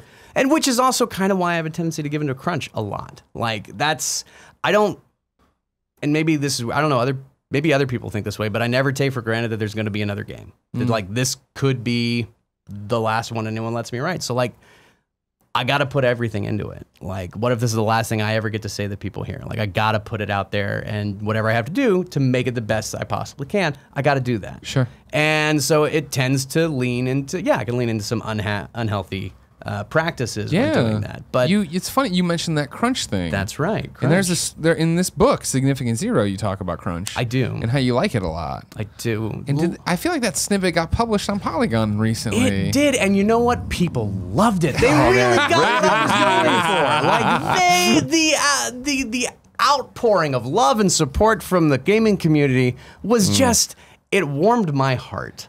It was such a vacuum moment for me of waking up, like, I went to the bathroom, brushed my teeth, I'm looking at the phone, and it wasn't you had tweeted, somebody else, and maybe just Polygon in general, and I was like, oh, and I clicked, and I read, and I tweeted out, I'm like, man, that was awesome. What a great piece of writing, and what a great, I always talk about it for what we do, of just, like, commentating on the industry, but never making a game, not knowing what that's like, to have a fresh perspective, have a fresh set of eyes on this, with a perspective I don't ever hear about crunch, right? I was like, oh, how great. And then it was like, let's look at the rest of the feed. I'm like, oh my God, everyone's pissed. Yo, they were so upset. Look, when I wrote it, I knew it would be contentious. Because you're right, we don't talk about crunch openly in that way a lot. And I was okay with that because I felt like it needed to be said. Because here's the thing, I like crunch. I shouldn't like crunch. It's absolutely unhealthy, and I like it because of my unhealthy tendencies. But I know there are other people like me, and no one out there says when we talk about crunch, hey, I get it. I'm the same way. You're not broken. You're not weird. I know everyone around you is talking about how this is really fucking evil. Yeah. And you're like, but I kind of like it. That doesn't mean, like, I wanted those people to read it and know that they weren't alone, and that's okay. Sure. And those people, I got a lot of private messages from people saying that. They're like, hey man, holy shit, thank you for, like, I finally, for the first time in a long time, feel like someone understands this stuff. And so that made me feel really good. And then there were people who were like, I'm going to show your shit writing in my class so I can explain to them why they never need to go into video games. And that made me feel good too, because it's nice to make a difference. I changed lives that day. I changed lives. So, but ultimately, like, I'm lucky. I live in Louisiana now. I don't have to get up and go to an office full of game people every day. I don't have to walk down the street and run into half my industry. So, I was physically separated from it, which helped. I would get a little bummed out, and then I'd think, I don't fucking know these people. I haven't seen these people today. I don't care. They can hate me. That's fine. Well, it's also just the normal thing of like, it was what we were mad about that day. Like, Exactly. you know what I mean? And like, when you get to E3, people are going to talk to you about it, but they're not going to be like, hey, motherfucker. Yeah. You know, like, I didn't agree with that piece, and here's why. It was very interesting to be the object of hate for a day. Oh, yeah. I have from like a purely academic National Geographic standpoint, I was like, this is intriguing. Yeah. Like, because you see how people mess it up when that happens. Because my first instinct is, like I've said earlier, I'm just gonna fucking throw it all out. And I was like, no, what if I don't? Yeah. What if I just explain what I was trying to do and then stop? Just don't say anything else. Yeah. Because that's all I mean, honestly, that's what the piece needed. It got published without me Context, seeing right? exactly what the context would be or the title. I didn't want to make that the story on the day that it came out, because ultimately I still wrote it. Those were my words, and even though you don't have the context of the rest of the book, I'm not going to try and throw someone else under the bus simply because that context isn't there. Like, I got to own it, and we got to try to steer the conversation towards at least what it was about. And that ultimately happened. I tweeted out a bunch of stuff. They added to the article, and a lot of people saw it and were like, oh, this is very different than how I first read it. Yeah. And that was nice to see. But at the end of the day, what I was trying to do was write a piece about crunch that showed our complex relationship with it by talking about my complex relationship with it and just being honest about how I really let it destroy my life a lot of the time. And it was a very rough 5, 6, 7 years for me. Yeah. I still have physical issues that I'm dealing with from I'd have a disc in my neck replaced. Like I couldn't sit or stand for longer than 5 minutes. I was in constant searing pain. I lost all feeling in both of my arms for like 4 months. It was, I like when the first day that happens, you're like, oh, that's a heart attack. And then when you're not dead and it just keeps going, you're like, I have no idea what this is, but I could cut myself with a knife right now and feel nothing. And so you kind of adjust to the shittiness, and that's kind of the biggest issue with crunch, is that you make it your new normal. And so it can go longer and longer, and you're doing more and more damage. You're not thinking about it. Yeah. But the thing is, we don't fully acknowledge how crunch works in the industry. We simply say, crunch is bad, and it is. We look at it from a systemic side and as a way of workers possibly being exploited, but we don't take into account all the people the studios that are making great games that we love, that are absolute masterpieces, and how those games totally trash the lives and the minds of the people making them for an extended period of time. Because if they don't talk about the crunch, we don't know about the crunch. But it's out there and it's happening. A game like Last of Us that's so fantastic, that game didn't get made by people doing 8 hours a day, 5 days a week. Yeah. It just isn't possible. But that's passion. And we're okay with passion, because that's how we can look at crunch and go, well, it benefits me in the long run. I really like what they did. It's passion. And they seemed okay with it. And if they're okay, I'm okay. Yeah. And that feels weird. That feels a little I don't want to say hypocritical, but that's kind of the best word I can come up with right now. And so I wanted us to kind of start thinking in that way. And that's where that part of the book was coming from. So yeah, I'm glad people liked it. Ultimately. I liked it, like I said. And I saw your tweet, and honestly, that meant the world to me. I really was happy to see that you had read it and liked it. So in that day, that was a little. There's your silver lining. It was a to your silver lining. shit cloud of drama. Final question. Okay. This comes from my dude, Barrett Courtney.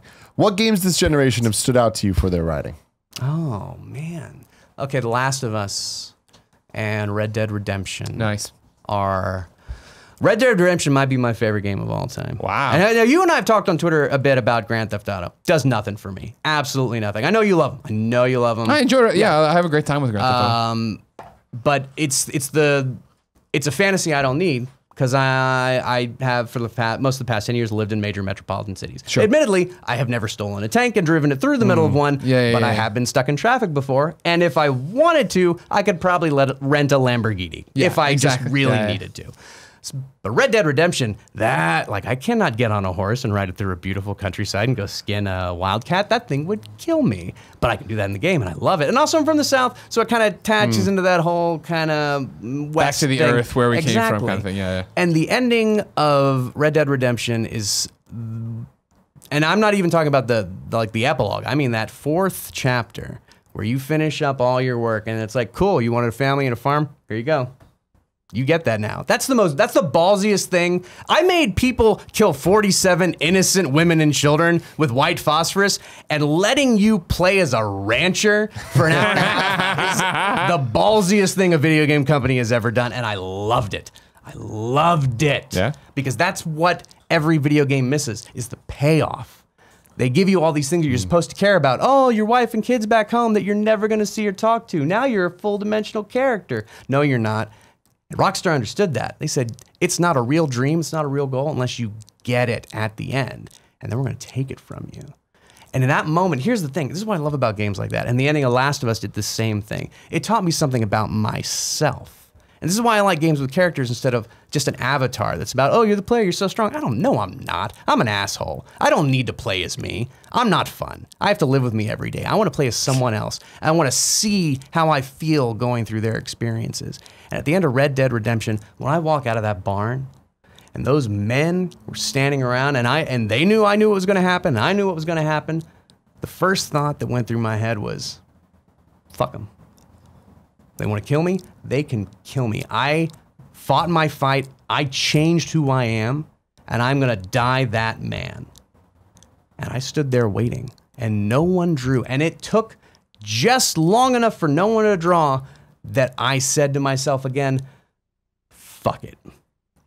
I'll be the monster. I'm going to take down as many of these motherfuckers as I can if I'm going to die. And I opened fire. And I got like 3 or 4 before they gunned me down. But in that moment, what I learned from that is that I'm the type of guy who can get kind of proud about wanting to change, but ultimately at the end of the day, Same asshole. yeah, it's a hard. That is real. It's a real lesson to learn about yourself. I'm gonna get about 90% of the way there, but when it's time to, time to clear holster, I'm probably gonna do it. And it was the same with The Last of Us. I know so many of my friends. Did you both play it? And Yeah. beat it? Oh, yes. How did you feel about that final mission? Because I know a lot of my other friends felt very betrayed. They really... What I always talk about is I finished it and immediately texted Neil. And I was like, I was the bad guy? I'm the bad guy? And he's like, you're not the bad guy. Joel's not the bad guy. This is open interpretation. I'm like, no, it's not. He just fucked humanity. Like, no. And like, we argued about that. And like, that's the thing of like, so many people, and then it'd be like, as a father, I would have done the same thing. And like, it's fascinating the way people did that. I gave him so much credit for having the balls of, I always talk about it. When I got there, and I mean, come on, fuck it, we didn't play The Last of Us. When you walk into the hospital room, I walked in and he has the gun drawn and I waited for the choice. I was like, oh, I'm going to get it. Are you going to, and it didn't happen. I got shot and I was killed and they were like, you failed, do it again. And I was like, I have to do, holy shit. And like, games are always about choice and this and which ending is true. And Naughty Dog was like, we have a story to tell. You have to do this here. And I was I'm like, all about fuck. I love that. You see, for me though, and I didn't have a child yet. Yeah. When I played it, I got into that mission. I was like, I get it. I totally get it. I would 100%. I am this selfish. I would 100% do this. Yeah. I would let the world burn so that I could keep having a life with this person that I've grown to care that much about. Yeah. And that's another, to be fair, all of the revelations games have given me about myself have not been good revelations. I've discovered I am a very, don't put me in a situation with a gun where I have to protect my loved ones, I guess. I don't know. But I loved that a game made me see myself in a different way and relate to a character in a way that my other friends weren't relating to it. And that's what I long for when I sit down to play a game. I want that kind of meaningful experience. 100%. And now what I want is us to be able to do that with the reverse side of the emotional spectrum. Because here's the thing, we're like goth kids who just discovered poetry in high school. We're like, oh, we're gonna make you feel sad. Like we can make you scared. That's what we can hit on. We have yet to figure out how we can make you feel hopeful. How we can make you put down a game and feel like, yeah, you know what, fuck, I'm gonna go out in the real world, I can do anything because I made it through the end of this game. We have yet to flip that reverse. I think it's partly because most of our games are about punching or shooting people until they die. And that's a hard thing to turn into a positive message at the end. But I think we're going to get there. We've taken that first necessary step with narrative, and it's going to start happening. Probably, I would say, the first one's already being developed right now. I don't know which one it's going to be. Maybe it's Star Wars Battlefront 2. Who knows? But when we get to the cheesy, hokey ending that she's like, oh, I was bad all along, but now I'll make the good decision. I'll die a good guy. I already know how the fucking game's going to end. I know what you do to these dark side people. Let them be the Empire for life. Bad guys for life. yeah, sure. Ladies and gentlemen, this has been the Kind of Funny Gamescast. Walt, thank you very much for Man, joining us. it's been a pleasure. This Thanks for having me. I've wanted to be on this show and come meet you guys for so long. God, this was great. And everyone, all of my Twitter's blowing up about how amazing job you did on Beyond. So definitely check out Beyond as well.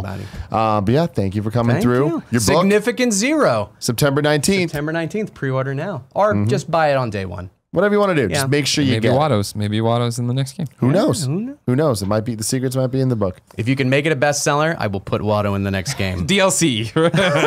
Until next time, I love you. Now, that was a fantastic episode. If you enjoyed it, you should click here to subscribe to Kind of Funny Games. If you want some other stuff like cooking shows and things like that, click here to subscribe to Kind of Funny. And if you want to throw money at us, you can click right there and do it. It's real easy.